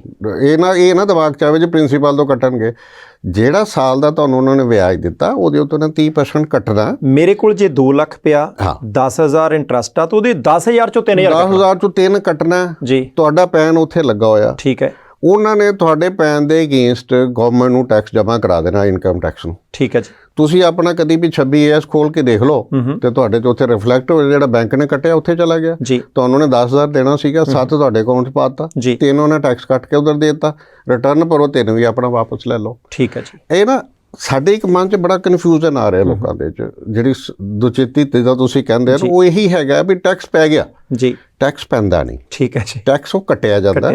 ਟੈਕਸ ਤੇ ਪੈਣਾ ਸਾਲ ਬਾਅਦ, ਜੋ ਤੁਸੀਂ ਰਿਟਰਨ ਭਰੋਗੇ ਜੀ, ਤੁਸੀਂ ਆਪਣੀ ਜਿੰਨੀ ਇਨਕਮ ਡਿਕਲੇਅਰ ਕਰਦੇ ਹੋ ਜਿਹੜੇ ਸੋਰਸਿਸ ਤੋਂ ਵੀ, ਔਰ ਉਹਦਾ ਤੁਸੀਂ ਆਪ ਅਸੈਸ ਕਰਨਾ, ਉਹਨੂੰ ਅਸੀਂ ਕਹਿੰਦੇ ਸੈਲਫ ਅਸੈਸਮੈਂਟ ਟੈਕਸ। ਠੀਕ ਹੈ ਜੀ। ਵੀ ਮੈਂ ਕਰ ਲਿਆ ਜੀ, ਮੇਰੀ ਇਨਕਮ ਇੰਨਾ ਟੈਕਸ ਬਣਿਆ, ਆ ਮੇਰਾ ਕੱਟਿਆ ਗਿਆ, ਜੇ ਵੱਧ ਕੱਟਿਆ ਗਿਆ ਵਾਪਸ ਦੇ ਦਿਓ, ਜੇ ਘਾਟਾ ਤੇ ਮੇਰੇ ਤੋਂ ਹੋਰ ਲੈ ਲਓ, ਉਹ ਹੁੰਦਾ ਟੈਕਸ। ਠੀਕ ਹੈ ਜੀ। ਉਹ ਰਿਟਰਨ ਤੇ ਪੈਂਦਾ। ਅੱਛਾ ਛਾਬੜਾ ਸਾਹਿਬ, ਮੈਂ ਨਾ ਜ਼ਮੀਨ ਖਰੀਦ ਵੇਚ ਤੇ ਆਉਣਾ ਸੀ ਅਜੇ ਆਧਾਰ ਕਾਰਡ ਦੇ ਨਾਲ ਸੰਬੰਧਿਤ ਕਰਕੇ, ਪਰ ਇਹਦੇ ਵਿਚਾਲੇ ਹੀ ਬੜੀ ਚਰਚਾ ਚੱਲਦੀ ਹੈ ਕਿ ਭਾਰਤ ਸਰਕਾਰ ਨੇ ਬਜਟ ਪੇਸ਼ ਕੀਤਾ ਜੀ ਜੀ, ਉਹਦੇ ਵਿੱਚ NRIs 20% ਇੱਦਾਂ ਦਾ ਇੰਨਾ ਰੌਲਾ ਕਿ ਲੋਕ ਟੈਲੀਫੋਨ ਕਰ ਕਰਕੇ ਇੱਕ ਦੂਜੇ ਨੂੰ ਕਮਲੇ ਹੋ ਗਏ ਪੁੱਛ ਕੇ ਕਿ ਭਾਈ ਕੀ ਹੋ ਜੂ, ਕਿਉਂਕਿ ਅਸੀਂ ਆਪਣੀਆਂ ਜੜ੍ਹਾਂ ਇੱਥੇ ਰੱਖਣਾ ਚਾਹੁੰਦੇ ਹਾਂ। ਹੁਣ ਉਹ ਮਸਲਾ ਕੀ ਹੈ? ਬਾਟ ਸਾਹਿਬ, ਉਹਦੇ ਬਾਰੇ ਤਾਂ ਕਲੈਰੀਫਿਕੇਸ਼ਨ ਮੈਨੂੰ ਖੁਦ ਬੜੀਆਂ ਆ ਰਹੀਆਂ, ਕਿਉਂਕਿ ਜਦੋਂ ਤੁਹਾਡੇ ਨਾਲ ਪ੍ਰੋਗਰਾਮ ਦੇਖਦੇ ਨੇ ਵੀਰਾਂ ਕੋਲ ਮੇਰਾ ਨੰਬਰ ਚਲੇ ਜਾਂਦਾ ਜੀ, ਤੇ ਜਿਹੜੇ ਥੋੜੇ ਜਿਹੇ ਐਨਰਜੈਟਿਕ ਨੇ ਸੁਣ ਲਿਆ ਜਾਂ ਤੁਹਾਨੂੰ ਪੁੱਛਣਗੇ, ਨਹੀਂ ਤੇ ਡਾਇਰੈਕਟਲੀ ਮੈਨੂੰ ਕਾਲ ਕਰਦੇ, ਜਾਂ ਦੱਸੋ ਸਰਕਾਰ ਨੇ ਕੀ ਜੱਬ ਪਾਇਆ ਤੇ ਕਿਉਂ ਪਾਇਆ। ਇੱਦਾਂ ਇੱਕ ਬੰਦੇ ਨੇ ਮੈਨੂੰ ਇਹ ਬੋਲਿਆ ਕਿ ਸਰਕਾਰ ਸਾਨੂੰ ਬਾਹਰ ਵੀ ਜੀਣ ਨਹੀਂ ਦਿੰਦੀ। ਠੀਕ ਹੈ ਜੀ। ਔਰ ਮੈਂ ਭਰਾਵਾਂ ਨੂੰ ਕਲੀਅਰ ਕਰ ਦੇਣਾ ਵਾ ਵੀ ਜਿਹੜਾ ਇੱਕ ਹੈਗਾ ਸੀ, ਇਹ ਹੈਗਾ TCS, tax collected at source. ਠੀਕ ਹੈ ਜੀ। ਸਾਡੇ ਐਡਵਾਂਸ ਟੈਕਸ ਦੇ ਪਾਰਟ ਨੇ 3। ਇੱਕ ਐਡਵਾਂਸ ਟੈਕਸ, ਜੇ ਮੇਰੀ ਇਨਕਮ ਬਹੁਤ ਹੈਗੀ, ਮੈਂ ਐਡਵਾਂਸ ਟੈਕਸ ਜਮ੍ਹਾਂ ਕਰਾਉਣਾ ਸਾਲ 'ਚ 4 ਵਾਰੀ, ਜੂਨ 'ਚ ਕਰਾਉਣਾ, ਸਪਟੰਬਰ 'ਚ ਕਰਾਉਣਾ, ਦਸੰਬਰ 'ਚ ਕਰਾਉਣਾ ਤੇ ਮਾਰਚ, 4 ਕਿਸ਼ਤਾਂ 'ਚ ਜੀ, ਤੇ ਅੱਗੋਂ ਮੈਂ ਰਿਟਰਨ ਭਰਨੀ ਹੈ, ਵੱਧ ਘੱਟ ਉਦੋਂ ਕਰਨਾ। ਇੱਦਾਂ ਹੀ ਉਸ ਐਡਵਾਂਸ ਟੈਕਸ ਦੇ ਵਿੱਚ ਮੇਰਾ TCS ਕਲੈਕਟ ਹੁੰਦਾ, ਜਿਹੜਾ ਉਹ ਵੀ ਉਹ 'ਚ ਐਡਜਸਟ ਹੋਣਾ। ਠੀਕ ਹੈ। ਉਹਨਾਂ ਐਡਵਾਂਸ ਟੈਕਸ ਘੱਟ ਜਾਏਗਾ। ਕਿਸੇ ਨੇ ਮੇਰਾ ਟੈਕਸ ਕੱਟਿਆ, ਉਹ ਵੀ ਉਹਦੇ ਜੋ ਪਾਰਟ ਹੈ ਐਡਵਾਂਸ ਟੈਕਸ ਲੈਣ ਦਾ, ਹੋਰ ਕੁਛ ਨਹੀਂ ਹੈ। ਇਹ ਪਹਿਲਾਂ ਸਰਕਾਰ ਨੇ 2020 ਦੇ ਵਿੱਚ ਇੱਕ ਸ਼ੁਰੂ ਕੀਤੀ ਸੀ ਪ੍ਰੋਵੀਜ਼ਨ ਇਹਦੇ ਵਿੱਚ, ਵੀ ਜਿਹੜਾ ਉਹ ਹੈਗਾ ਇੰਡੀਅਨ ਰੈਜ਼ੀਡੈਂਟ, ਇਸ ਚੀਜ਼ ਨੂੰ ਥੋੜ੍ਹਾ ਜਿਹਾ ਨੋਟ ਕਰ ਲਓ ਜੀ, ਵੀ ਇੰਡੀਅਨ ਰੈਜ਼ੀਡੈਂਟ ਅਗਰ ਪੈਸੇ ਬਾਹਰ ਭੇਜਦਾ LRS ਦੇ ਥਰੂ, ਲਿਬਰਲਾਈਜ਼ਡ ਰਿਮਿਟਨੈਂਸ ਸਕੀਮ RBI ਨੇ ਕੱਢੀ ਹੈ, ਜਿਹਦੇ 'ਚ ਉਹ ਕਹਿੰਦਾ ਵੀ $2.5 ਲੱਖ ਤੱਕ ਤੁਸੀਂ ਪੈਸਾ ਬਾਹਰ ਭੇਜ ਸਕਦੇ ਹੋ, ਤੁਹਾਨੂੰ RBI ਤੇ ਪ੍ਰਾਇਰ ਪਰਮਿਸ਼ਨ ਦੀ ਲੋੜ ਹੀ ਨਹੀਂ। ਠੀਕ ਹੈ ਜੀ। ਠੀਕ ਹੈ। $2.5 ਲੱਖ $2.5 ਲੱਖ ਜੀ, US ਡਾਲਰ। ਠੀਕ ਹੈ ਜੀ। ਤੁਸੀਂ ਭੇਜ ਸਕਦੇ, ਮੇਰੇ ਕੋਲ ਅਗਰ ਮੇਰੇ ਕੋਲ ਇੰਨੀ ਪੂੰਜੀ ਹੈਗੀ ਤੇ ਮੈਂ ਆਪਣੇ ਬੱਚਿਆਂ ਨੂੰ ਭੇਜ ਸਕਦਾ। ਠੀਕ ਹੈ ਜੀ। ਪਹਿਲਾਂ ਕੁਛ ਨਹੀਂ ਸੀ ਲੱਗਦਾ, ਮੈਂ ਆਪਣੇ ਬੈਂਕ ਨੂੰ ਦੇਣਾ, ਫਾਰਮ ਭਰ ਕੇ ਬੈਂਕ ਨੇ ਪਾਰਟੀਕੂਲਰ ਦੋਨੋਂ ਉੱਧਰਲੇ ਲੈਣੇ, ਬੱਚਿਆਂ ਨੂੰ ਭੇਜਦੇ ਨੇ, ਉੱਥੇ ਕੋਡ ਬਣੇ ਹੋਏ ਨੇ। ਇੱਕ ਐਜੂਕੇਸ਼ਨ ਦਾ ਕੋਡ ਹੈ, ਮੈਡੀਕਲ ਦਾ ਕੋਡ ਹੈ, ਫੈਮਿਲੀ ਮੇਨਟੇਨੈਂਸ ਦਾ ਕੋਡ ਹੈ, ਫੈਮਿਲੀ ਮੇਨਟੇਨੈਂਸ S0113 ਇੱਦਾਂ ਦਾ ਕੋਡ ਹੈ, ਉਹ 'ਚ ਭਰਦੇ ਸੀ ਤਾਂ ਅਸੀਂ ਪੈਸੇ ਭੇਜ ਦਿੰਦੇ ਸੀ। ਠੀਕ ਹੈ ਜੀ। 2020 ਦੇ ਵਿੱਚ ਇਹਨਾਂ ਨੇ ਅਕਤੂਬਰ 'ਚ ਕਰਤਾ ਵੀ ਜਿਹੜਾ ਵਿਅਕਤੀ ਇੱਥੋਂ ਪੈਸੇ ਭੇਜੇਗਾ ਉਹ 5% ਉਹਦੇ ਕੋਲ TCS ਲਿਆ ਜਾਏਗਾ, ਜੇ ਉਹ ਅਮਾਊਂਟ ਸਾਲ ਦੇ ਵਿੱਚ 7 ਲੱਖ ਤੋਂ ਵਧੇਗੀ। ਫਿਰ ਟੋਟਲ ਅਮਾਊਂਟ ਦਾ 5%? ਹਾਂ, ਜੇ 7 ਤੋਂ ਵੱਧ ਗਈ, 7 ਲੱਖ 10,000 ਵੀ ਹੋ ਗਈ ਤੇ ਪੂਰਾ ਹੀ ਲੈਣਾ ਉਹਨੇ। ਠੀਕ ਹੈ ਜੀ। ਅੱਜ ਮੈਂ 5 ਭੇਜਤਾ ਕਿਸੇ ਕੋਲੋਂ, ਤੇ ਥੱਲੇ ਡੈਕਲੇਰੇਸ਼ਨ ਹੁੰਦੀ ਵੀ ਇਸ ਤੋਂ ਬਾਅਦ ਪਹਿਲਾਂ ਵੀ ਤੁਸੀਂ ਭੇਜਿਆ ਕਦੀ, ਜੇ ਮੈਂ ਭਰ ਦਿੱਤਾ ਹਾਂਜੀ ਮੈਂ 5 ਪਹਿਲਾਂ ਭੇਜਿਆ, 5 ਹੋਣ, ਉਹਨੇ ਫਿਰ 5% ਪੂਰਾ ਲੈ ਲੈਣਾ। 10 ਲੱਖ ਦੇ 5 ਤੇ ਲੈ ਲਓ, 10 ਦਾ ਤਾਂ ਉਹਦੀ ਜ਼ਿੰਮੇਵਾਰੀ ਸੀ ਨਾ, ਫਿਰ ਉਹਦੀ। ਇਹ ਨਹੀਂ ਹੈਗਾ ਵੀ 2 ਤੋਂ ਤੁਹਾਨੂੰ ਪਰ ਵਿੱਚੋਂ ਛੋੜ ਦੇਗਾ ਤੇ 3 ਦਾ ਪਰ ਹੈਗਾ, ਉਹ ਨਹੀਂ ਹੈ। ਉਹਨੇ ਆਪਣੇ 5 ਤੇ ਲੈ ਕੇ ਜਮ੍ਹਾਂ ਕਰਾ ਦੇਣਾ। ਹੁਣ ਉਹਨਾਂ ਨੇ ਕੀ ਕੀਤਾ ਵੀ ਜਿਹੜਾ ਭਾਰਤੀ ਵਸਿੰਦਾ ਇਦਾਂ ਹੀ ਪੈਸੇ ਜਦੋਂ ਭੇਜਦੇ ਆ LRS ਦੇ ਵਿੱਚ ਜੀ, ਅਗਰ ਉਹ ਪੈਸਾ ਇੱਥੋਂ ਭੇਜੇਗਾ other than education and medical, ਠੀਕ ਹੈ ਜੀ, ਮੈਡੀਕਲ ਤੇ ਐਜੂਕੇਸ਼ਨ ਉਹਦਾ 5% ਹੀ ਹੈ। ਅਗਰ ਮੈਂ ਭੇਜਣਾ ਆਪਣੇ ਬੱਚਾ ਲੈ ਵੀ ਤੂੰ ਉੱਥੇ ਪ੍ਰਾਪਰਟੀ ਖਰੀਦ ਲਾ, ਠੀਕ ਹੈ ਨਾ, ਟਿਕਾਣਾ ਵੀ ਤਾਂ ਬਣਾਉਣਾ ਨਾ, ਬੱਚਿਆਂ ਨਾਲ ਐਡਜਸਟ ਹੋਣਾ ਹੁੰਦਾ ਜੀ, ਯਾਰ ਤੂੰ ਬਿਜ਼ਨਸ ਕਰ ਲੈ ਆਪਣਾ, ਮੈਂ ਪੈਸੇ ਭੇਜਾਂਗਾ, ਉਹਦੇ ਉੱਤੇ ਉਹਨਾਂ ਨੇ TCS 20% ਕਰਤਾ। ਉਹਦੇ ਜਣੀ ਚਾਹੇ ਉਹ 1 ਲੱਖ ਭੇਜਦੇ ਆ ਚਾਹੇ 2 ਲੱਖ, 7 ਲੱਖ ਤੋਂ ਉੱਤੇ, ਠੀਕ ਹੈ, ਜੇ 7 ਲੱਖ ਤੋਂ ਉੱਤੇ 1 ਸਾਲ 'ਚ ਰemittance ਜਾਂਦੀ ਹੈ ਜੀ, ਤੇ TCS ਤੁਹਾਡੇ ਕੋਲੋਂ 20% ਬੈਂਕ ਲਏਗਾ। ਠੀਕ ਹੈ ਜੀ, ਮੈਂ ਕਹਿੰਦਾ ਜੀ ਮੇਰਾ ਉੱਥੇ 10 ਲੱਖ ਭੇਜ ਦਿਓ, 10 ਲੱਖ ਦਾ 20% ਮੀਨ 2 ਲੱਖ ਰੁਪਈਆ, 2 ਲੱਖ ਰੁਪਈਆ ਮੈਨੂੰ ਹੋਰ ਬੈਂਕ ਨੂੰ ਦੇਣਾ ਪਏਗਾ। ਠੀਕ ਹੈ ਜੀ, 10 ਲੱਖ ਬੱਚੇ ਨੂੰ ਚਲਾ ਜਾਏਗਾ, ਉਧਰ ਚਲਾ ਜਾਏਗਾ ਪੈਸਾ, 2 ਲੱਖ ਮੇਰਾ TCS ਜਮ੍ਹਾਂ ਹੋ ਜਾਏਗਾ ਉਹਨਾਂ ਦੇ ਕੋਲ, ਮੈਂ ਉਹਨੂੰ ਬਤੌਰੇ ਐਡਵਾਂਸ ਟੈਕਸ ਯੂਜ਼ ਕਰ ਸਕਦਾ। ਇੱਕ ਹੈ ਜੀ, ਇਹ ਟੈਕਸ ਪਿਆ ਨਹੀਂ, ਜਿੱਦਾਂ ਆਪਾਂ ਪਹਿਲਾਂ ਡਿਸਕਸ ਕੀਤਾ ਨਾ, ਇਹ ਟੈਕਸ ਪਿਆ ਨਹੀਂ ਹੈ, ਇਹ ਟੈਕਸ ਕਲੈਕਟਡ ਐਟ ਸੋਰਸ ਹੈ। ਠੀਕ ਹੈ ਜੀ, ਤੇ ਇਹਦੀ ਇੱਕ ਜਿਹੜੀ ਬਿਊਟੀ ਹੈ ਜਿਹਦੇ ਬਾਰੇ ਅਸੀਂ ਬਾਰ-ਬਾਰ ਕਲੈਰੀਫਿਕੇਸ਼ਨ ਦਿੰਦੇ ਆ, ਇਹ NRI ਭਰਾਵਾਂ ਤੇ ਨਹੀਂ ਹੈ। ਠੀਕ ਹੈ ਜੀ, ਕਿਉਂਕਿ NRI ਭਰਾ ਜਿਹੜੇ ਭੇਜਦੇ ਨੇ ਕਿ ਕਿਹੜਾ ਪੈਸਾ ਲੈ ਕੇ ਜਾਂਦੇ ਨੇ, ਜਿਹੜੀ ਇੱਥੇ ਕੋਈ ਪ੍ਰਾਪਰਟੀ ਵੇਚੀ, ਬਿਲਕੁਲ ਠੀਕ ਹੈ, ਜਾਂ ਉਹਨਾਂ ਨੂੰ ਇਨਹੈਰੀਟੈਂਸ ਪ੍ਰਾਪਰਟੀ ਮਿਲ ਗਈ ਉਹ ਵੇਚ ਕੇ ਲੈ ਗਏ, ਜਾਂ ਕਈ ਸਾਡੇ ਉੱਥੇ ਬਜ਼ੁਰਗ ਗਏ ਹੋਏ ਨੇ ਜਿਨ੍ਹਾਂ ਨੂੰ ਇੱਥੋਂ ਪੈਨਸ਼ਨਾਂ ਮਿਲਦੀਆਂ ਨੇ, ਕਿਸੇ ਦੀ ਪ੍ਰਾਪਰਟੀ ਹੈਗੀ ਉਹਦਾ ਕੋਲ ਹੁਣ ਕਿਰਾਇਆ ਵਗੈਰਾ ਆ ਰਿਹਾ, ਉਹ ਜਿਹੜਾ ਪੈਸਾ ਅਕੂਮੂਲੇਟ ਹੁੰਦਾ ਉਹਨਾਂ ਦੇ ਅਕਾਊਂਟ NRO ਅਕਾਊਂਟ ਦੇ ਵਿੱਚ, ਜਦੋਂ ਉਹ ਲੈ ਕੇ ਜਾਂਦੇ ਨੇ ਨਾ ਉਹਨਾਂ ਨੂੰ ਨਹੀਂ ਪੈਂਦਾ, ਪਹਿਲਾਂ ਵੀ ਨਹੀਂ ਸੀ ਪੈਂਦਾ, ਹੁਣ ਵੀ ਨਹੀਂ ਪੈਣਾ ਜੀ। ਉਹਦੇ ਤੇ ਸ਼ਰਤ ਸੇਮ ਹੈਗੀ ਵੀ ਤੁਸੀਂ ਇੱਕ ਫਾਰਮ 15 CA ਤੇ CB ਦੋ ਫਾਰਮ ਹੁੰਦੇ ਨੇ। 15 CA ਹੁੰਦਾ ਵੀ ਜਿਹੜਾ ਐਪਲੀਕੈਂਟ ਆ, ਸਪੋਜ਼ ਤੁਸੀਂ NRI ਤੁਸੀਂ ਪੈਸੇ ਲੈ ਕੇ ਜਾਣੇ ਆਪਣੇ ਅਕਾਊਂਟ 'ਚੋਂ ਉਧਰ ਆਪਣੇ ਅਕਾਊਂਟ 'ਚ ਜੀ, ਦੂਜੇ ਹੋਰ ਨਹੀਂ, ਕਿਸੇ ਨੂੰ ਨਹੀਂ, ਤੇ ਤੁਸੀਂ ਇੱਥੇ ਫਾਰਮ 2 ਦਿਓਗੇ। 15 CA ਜਿਹੜਾ ਹੈਗਾ ਉਹ ਤੁਸੀਂ ਆਪ ਭਰਨਾ, ਪਰਟੀਕੂਲਰ ਡੈਕਲੇਰੇਸ਼ਨ ਹੁੰਦੀਆਂ ਨੇ, ਜਾਂਦਾ ਵੀ ਡਿਜੀਟਲੀ ਹੈ, ਡਿਜੀਟਲੀ ਵੀ ਉਹਦੇ ਡਿਜੀਟਲ ਸਿਗਨੇਚਰ ਨਾਲ ਜਾਣਾ, ਮੈਨੂਅਲੀ ਨਹੀਂ ਜਾਣਾ। ਠੀਕ ਹੈ। ਸੈਕੰਡ ਜਿਹੜਾ CB ਹੈਗਾ 15 CB ਉਹ CA ਨੇ ਕਰਨਾ, ਚਾਰਟਰਡ ਅਕਾਊਂਟੈਂਟ ਨੇ, ਉਹ ਅਥਰਾਈਜ਼ ਹੈ, ਉਹ ਇਹ ਦੇਖਦਾ ਵੀ ਇਹ ਜਿਹੜੇ ਪੈਸੇ ਬਾਹਰ NRI ਬੰਦਾ ਲੈ ਕੇ ਜਾ ਰਿਹਾ ਭੇਜ ਰਿਹਾ, ਇਹਦੇ ਤੇ ਕੋਈ ਟੈਕਸ ਲਾਇਬਿਲਿਟੀ ਤੇ ਨਹੀਂ ਹੈ। ਠੀਕ ਹੈ। ਜੇ ਸਪੋਜ਼ ਇਹਨੇ ਕਿਸੇ ਨੂੰ ਪੇਮੈਂਟ ਕੀਤੀ ਹੈ ਤੇ ਉਹ ਕਿਤੇ TDS ਤੇ ਨਹੀਂ ਸੀ ਆਉਂਦਾ ਵੀ ਇਹਦਾ ਕੋਈ ਟੈਕਸ ਨਹੀਂ ਸੀ ਕੱਟਣਾ ਇੱਥੇ, ਵੀ ਉਹਦੀਆਂ ਸਰਵਿਸਿਜ਼ ਇੰਡੀਆ 'ਚ ਲਈਆਂ ਹੋਣ, ਉਹਦੀਆਂ ਪੇਮੈਂਟ ਬਾਹਰ ਕਰਨੀ ਹੈ ਤੇ ਪ੍ਰੋਫੈਸ਼ਨਲ TDS ਕੱਟੇਗਾ ਨਾ। CA ਨੇ ਉਹ ਦੇਖਣਾ ਜੀ। ਦੋਨੋਂ ਫਾਰਮ ਅਪਲੋਡ ਕੀਤੇ ਜਾਂਦੇ ਨੇ ਇਨਕਮ ਟੈਕਸ ਡਿਪਾਰਟਮੈਂਟ ਨੂੰ, ਠੀਕ ਹੈ, ਤੁਹਾਡੇ ਪੈਨ ਨੂੰ ਰਜਿਸਟਰਡ ਕਰਕੇ। ਠੀਕ ਹੈ। ਮਹਿਕਮਾ 24 ਤੋਂ 48 ਘੰਟੇ ਦੇ ਵਿੱਚ ਉਹਨਾਂ ਫਾਰਮ ਨੂੰ ਪ੍ਰੋਸੈਸ ਕਰਦਾ। ਠੀਕ ਹੈ। ਸਾਰਾ ਕੁਝ ਚੈੱਕ ਕਰਕੇ ਵੀ ਠੀਕ ਹੈ, ਆਲ ਰਿਸਪੈਕਟ ਜਿਹੜੀਆਂ ਫਾਰਮੈਲਿਟੀਜ਼ ਨੇ, ਫਿਰ ਉਹ ਤੁਹਾਡੇ ਲਿਖ ਦਿੰਦਾ ਜੀ ਪ੍ਰੋਸੈਸਡ। ਅਸੀਂ ਉਹ ਡਾਊਨਲੋਡ ਕਰਕੇ ਫਾਰਮ ਉਹ ਬੈਂਕ ਨੂੰ ਦੇ ਦਿੱਤਾ ਜਾਂਦਾ। ਠੀਕ। ਬੈਂਕ ਤੁਹਾਡਾ ਕੋਈ 5% ਕੋਈ 20% ਉਹਦੇ NRI ਭਰਾਵਾਂ ਤੋਂ ਨਹੀਂ ਲਏਗਾ, ਪ੍ਰੋਵਾਈਡਡ ਉਹ ਅਮਾਊਂਟ ਤੁਹਾਡੇ NRO ਅਕਾਊਂਟ 'ਚੋਂ ਜਾਵੇ।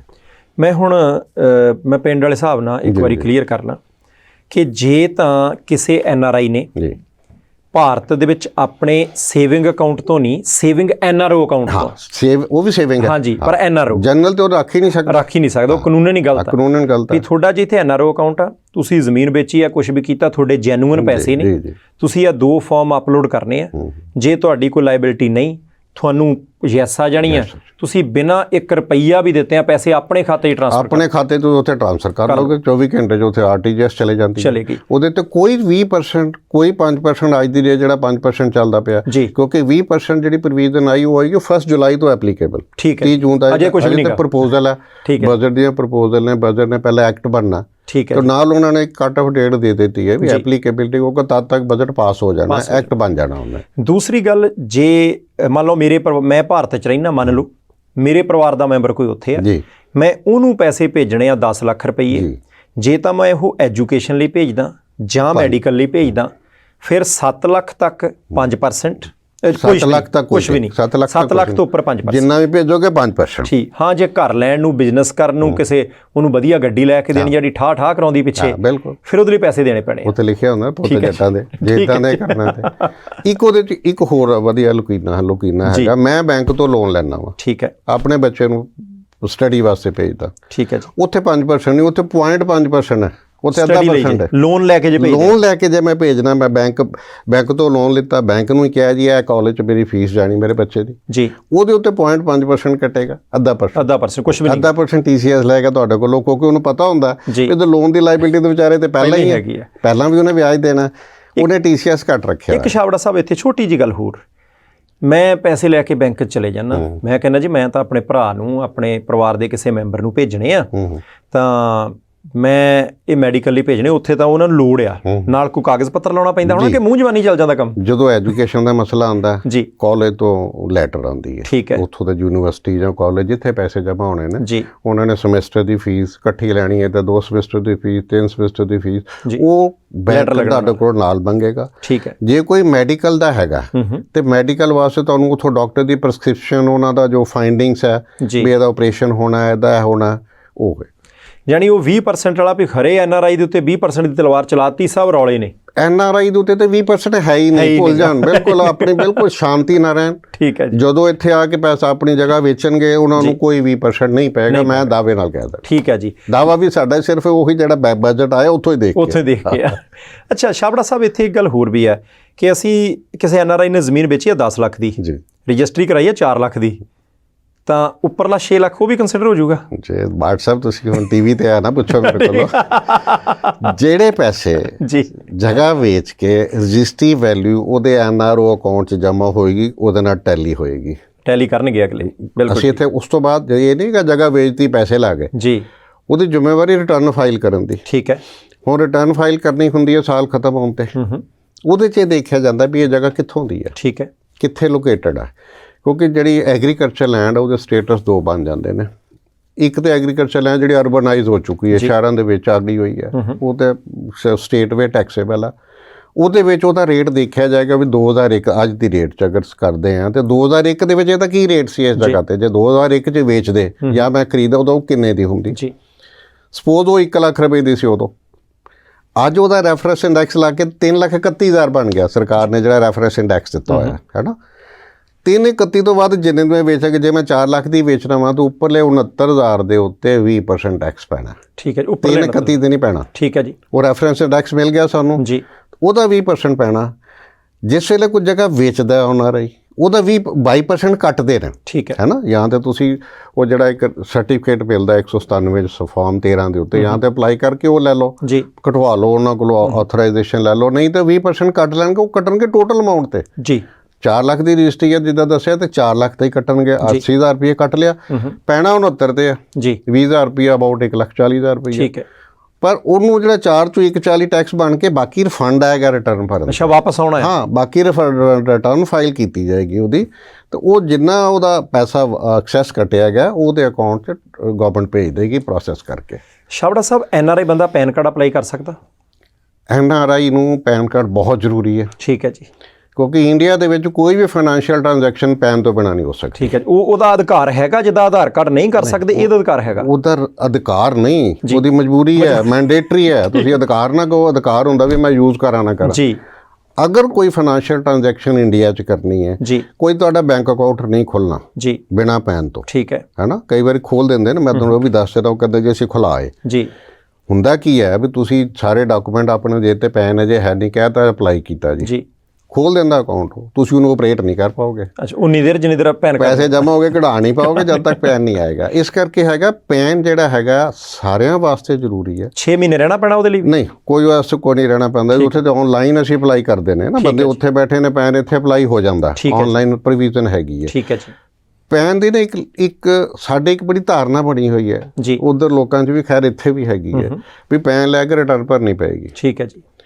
ਰਿਟਰਨ ਵੱਡੀ ਧਾਰਨਾ ਹੈ ਜੀ। ਹਾਂ, ਬਹੁਤ ਵੱਡੀ। ਵੀ ਜੇ ਪੈਨ ਲੈ ਲੈ ਸ਼ਾਇਦ ਮੈਨੂੰ ਰਿਟਰਨ ਜ਼ਰੂਰ ਭਰਨੀ ਪੈਣੀ, ਮੈਨੂੰ ਟੈਕਸ ਪੈ ਜਾਣਾ ਫਿਰ। ਹਾਂ, ਪਰ ਪੈਨ ਲੈਣਾ ਹੋਰ ਚੀਜ਼ ਹੈ, ਰਿਟਰਨ ਭਰਨੀ ਹੋਰ ਚੀਜ਼ ਹੈ। ਰਿਟਰਨ ਭਰਨੀ ਪੈਂਦੀ ਹੈ ਇਨਕਮ ਟੈਕਸ ਐਕਟ ਦੇ 139 ਸੈਕਸ਼ਨ ਦੇ ਵਿੱਚ। ਉੱਥੇ ਕੀ ਲਿਖਿਆ ਹੋਇਆ ਜੀ, ਵੀ ਜੇ ਤੁਹਾਡੀ ਸਾਰੇ ਸੋਰਸਸ ਤੋਂ ਇਨਕਮ ਜੀ ਟੈਕਸੇਬਲ ਕੁਆਂਟਮ ਤੋਂ ਵੱਧ ਹੈ। ਹੁਣ ਟੈਕਸੇਬਲ ਕੁਆਂਟਮ ਕੀ ਹੈ ਇੰਡੀਆ ਦੇ ਵਿੱਚ? ਅਗਰ ਇੰਡੀਅਨ ਰੈਜ਼ੀਡੈਂਟ ਹੈਗਾ ਜਾਂ ਨੌਨ ਰੈਜ਼ੀਡੈਂਟ ਵੀ ਹੈਗਾ, 2.5 ਲੱਖ ਤੱਕ ਟੈਕਸ ਨਹੀਂ ਪੈਂਦਾ ਇੰਡੀਆ ਜੀ। ਜੇ ਮੇਰੀ ਇਨਕਮ 2.5 ਲੱਖ ਤੋਂ ਵੱਧ ਹੈ ਤਾਂ ਮੈਂ ਰਿਟਰਨ ਭਰਨਾ ਮੈਂਡੇਟਰੀ ਹੈ, ਨਹੀਂ ਤੇ ਨਹੀਂ ਜੀ। ਇਹ ਨਹੀਂ ਹੈ ਪੈਨ ਤੁਸੀਂ ਲੈ ਲਿਆ ਤੇ ਤੁਹਾਨੂੰ ਰਿਟਰਨ ਭਰਨੀ ਪੈਣੀ ਹੈ। ਇਸ ਕਰਕੇ ਪੈਨ ਜਿਹੜਾ ਹੈਗਾ ਤੁਹਾਡੇ ਵਾਸਤੇ ਬਹੁਤ ਜ਼ਰੂਰੀ ਹੈ ਟੂ ਆਪਰੇਟ ਬੈਂਕ ਅਕਾਊਂਟਸ। ਠੀਕ ਹੈ ਜੀ। ਓਕੇਜਨਲੀ ਜਿਹੜੀ ਤੁਸੀਂ ਆ ਕੇ ਇੱਥੇ ਜਗ੍ਹਾ ਵੇਚਦੇ ਹੋ ਜੀ, ਉਹਦੇ ਵਾਸਤੇ ਬਹੁਤ ਜ਼ਰੂਰੀ ਹੈ। ਮੈਂ ਛਾਬੜਾ ਸਾਹਿਬ ਨਾਲ ਜੋੜਦਾ, ਆਧਾਰ ਕਾਰਡ ਤੁਸੀਂ ਕਿਹਾ ਮੈਂ ਆਇਆ ਤੇ 6 ਮਹੀਨੇ ਤੋਂ ਵੱਧ ਹੋ ਗਿਆ, ਆਧਾਰ ਕਾਰਡ ਮੈਂ ਅਪਲਾਈ ਨਹੀਂ ਕਰ ਸਕਦਾ, ਨਾ ਕਰਨਾ ਚਾਹੀਦਾ। ਪੈਨ ਕਾਰਡ ਮੈਂ ਅਪਲਾਈ ਕਰ ਸਕਦਾ, ਮੇਰੇ ਕੋਲ ਪੈਨ ਕਾਰਡ ਆ ਗਿਆ ਜੀ। ਤੁਹਾਡੇ ਕਹਿਣ, ਛਾਬੜਾ ਸਾਹਿਬ ਦੇ ਕਹਿਣ ਤੇ ਮੇਰੇ ਕੋਲ ਆਧਾਰ ਕਾਰਡ ਹੈ ਨਹੀਂ, ਜ਼ਮੀਨ ਮੇਰੀ ਪਿੰਡ ਦੇ ਵਿੱਚ ਜਾਂ ਸ਼ਹਿਰ ਦੇ ਵਿੱਚ ਹੈਗੀ ਆ, ਮੈਂ ਉਹ ਵੇਚਣੀ ਆ, ਤੇ ਜਦੋਂ ਉੱਥੇ ਜਾ ਕੇ ਉਹ ਅਰਜ਼ੀ ਨਵੀਸ ਜਿਹੜੇ ਹੁੰਦੇ ਉਹਨਾਂ ਦੇ ਕੋਲੇ ਜਾਈਦਾ, ਅਗਲੇ ਕਹਿੰਦੇ ਜੀ ਆ 3 ਆਧਾਰ ਕਾਰਡ ਲੈ, ਆ ਲੈ। ਆਧਾਰ ਕਾਰਡ ਤੋਂ ਬਿਨਾਂ ਕੀ ਕੋਈ NRI ਆਪਣੀ ਜ਼ਮੀਨ ਵੇਚ ਸਕਦਾ ਕਿ ਨਹੀਂ? NRI ਨੂੰ ਆਪਣੀ ਜ਼ਮੀਨ ਵੇਚਣ ਤੋਂ ਕੋਈ ਰੋਕ ਹੀ ਨਹੀਂ ਸਕਦਾ। ਅੱਛਾ, ਸਿਰਫ ਆਈਡੀ ਉਹਦੀ ਆਪਣੀ ਹੋਵੇ, ਉਧਰਲੀ ਹੋਵੇ, ਉਧਰਲੀ ਆਈਡੀ ਹੋਵੇ। ਠੀਕ ਹੈ ਵੀ ਆਮ ਸੋ ਐਂਡ ਸੋ ਜੀ, ਰੈਜ਼ੀਡੈਂਟ ਆਫ, ਜੇ ਕੈਨੇਡਾ ਅਮਰੀਕਾ, ਠੀਕ ਹੈ, ਹੋਲਡਿੰਗ ਪਾਸਪੋਰਟ ਨੰਬਰ ਇੰਨਾ ਜੀ। ਇਸ ਤੋਂ ਬਾਅਦ ਕੋਈ ਲਿਖਣ ਦੀ ਲੋੜ ਨਹੀਂ ਹੁੰਦੀ। ਜਾਣੀ ਉੱਥੇ ਕੋਈ ਬ੍ਰੇਕਾਂ ਨਹੀਂ ਮਾਰ ਸਕਦਾ, ਸਵਾਲ ਹੀ ਨਹੀਂ ਪੈਦਾ ਹੁੰਦਾ। ਉੱਥੇ ਸਿਰਫ ਇਹ ਆ ਜਾਂਦਾ ਵੀ ਅਸੀਂ ਕਿਉਂ ਡਰਦੇ ਹਾਂ ਜੀ, ਕਿਉਂ ਆਧਾਰ ਕਾਰਡ ਬਣਾਉਣਾ। ਮੈਂ ਵਿੱਚ ਤੁਹਾਨੂੰ ਆਪਣੀ 10 ਜਣਾ ਲੋਕਾਂ ਦੀ ਜਿਹੜੀ ਹੈਗੀ ਅਪਰੋਚ ਜੀ, ਉਹ ਕਰਦੇ ਨੇ ਵੀ ਜੇ ਮੈਂ ਆਪਣਾ ਦੱਸਿਆ ਤਾਂ ਉਹਨੇ 20% ਕੱਟ 22% ਕੱਟ ਲੈਣਾ ਹੈ ਨਾ ਕੁੱਲ ਅਮਾਉਂਟ ਤੇ ਜੀ, ਜਿੰਨੀ ਰਜਿਸਟਰੀ ਹੋਣੀ ਹੈ। ਠੀਕ ਹੈ। ਤੇ ਜੇ ਮੈਂ ਆਧਾਰ ਲਾ ਦਿਆਂ ਤਾਂ ਉਹ ਮੰਨਿਆ ਜਾਏਗਾ ਇੰਡੀਅਨ ਰੈਜ਼ੀਡੈਂਟ ਆ। ਤੇ ਇੰਡੀਅਨ ਰੈਜ਼ੀਡੈਂਟ ਜਿਹੜਾ TDS ਹੈਗਾ ਉਹ ਅਗਰ 50 ਲੱਖ ਤੋਂ ਵੱਧ ਰਜਿਸਟਰੀ ਹੁੰਦੀ ਉਹ 1% ਆ। ਠੀਕ ਹੈ ਜੀ। ਉੱਥੋਂ ਬਚਣ ਦੀ ਖਾਤਰ ਇਹ ਗਲਤ ਕੰਮ ਕੀਤਾ ਜਾਂਦਾ ਜੀ।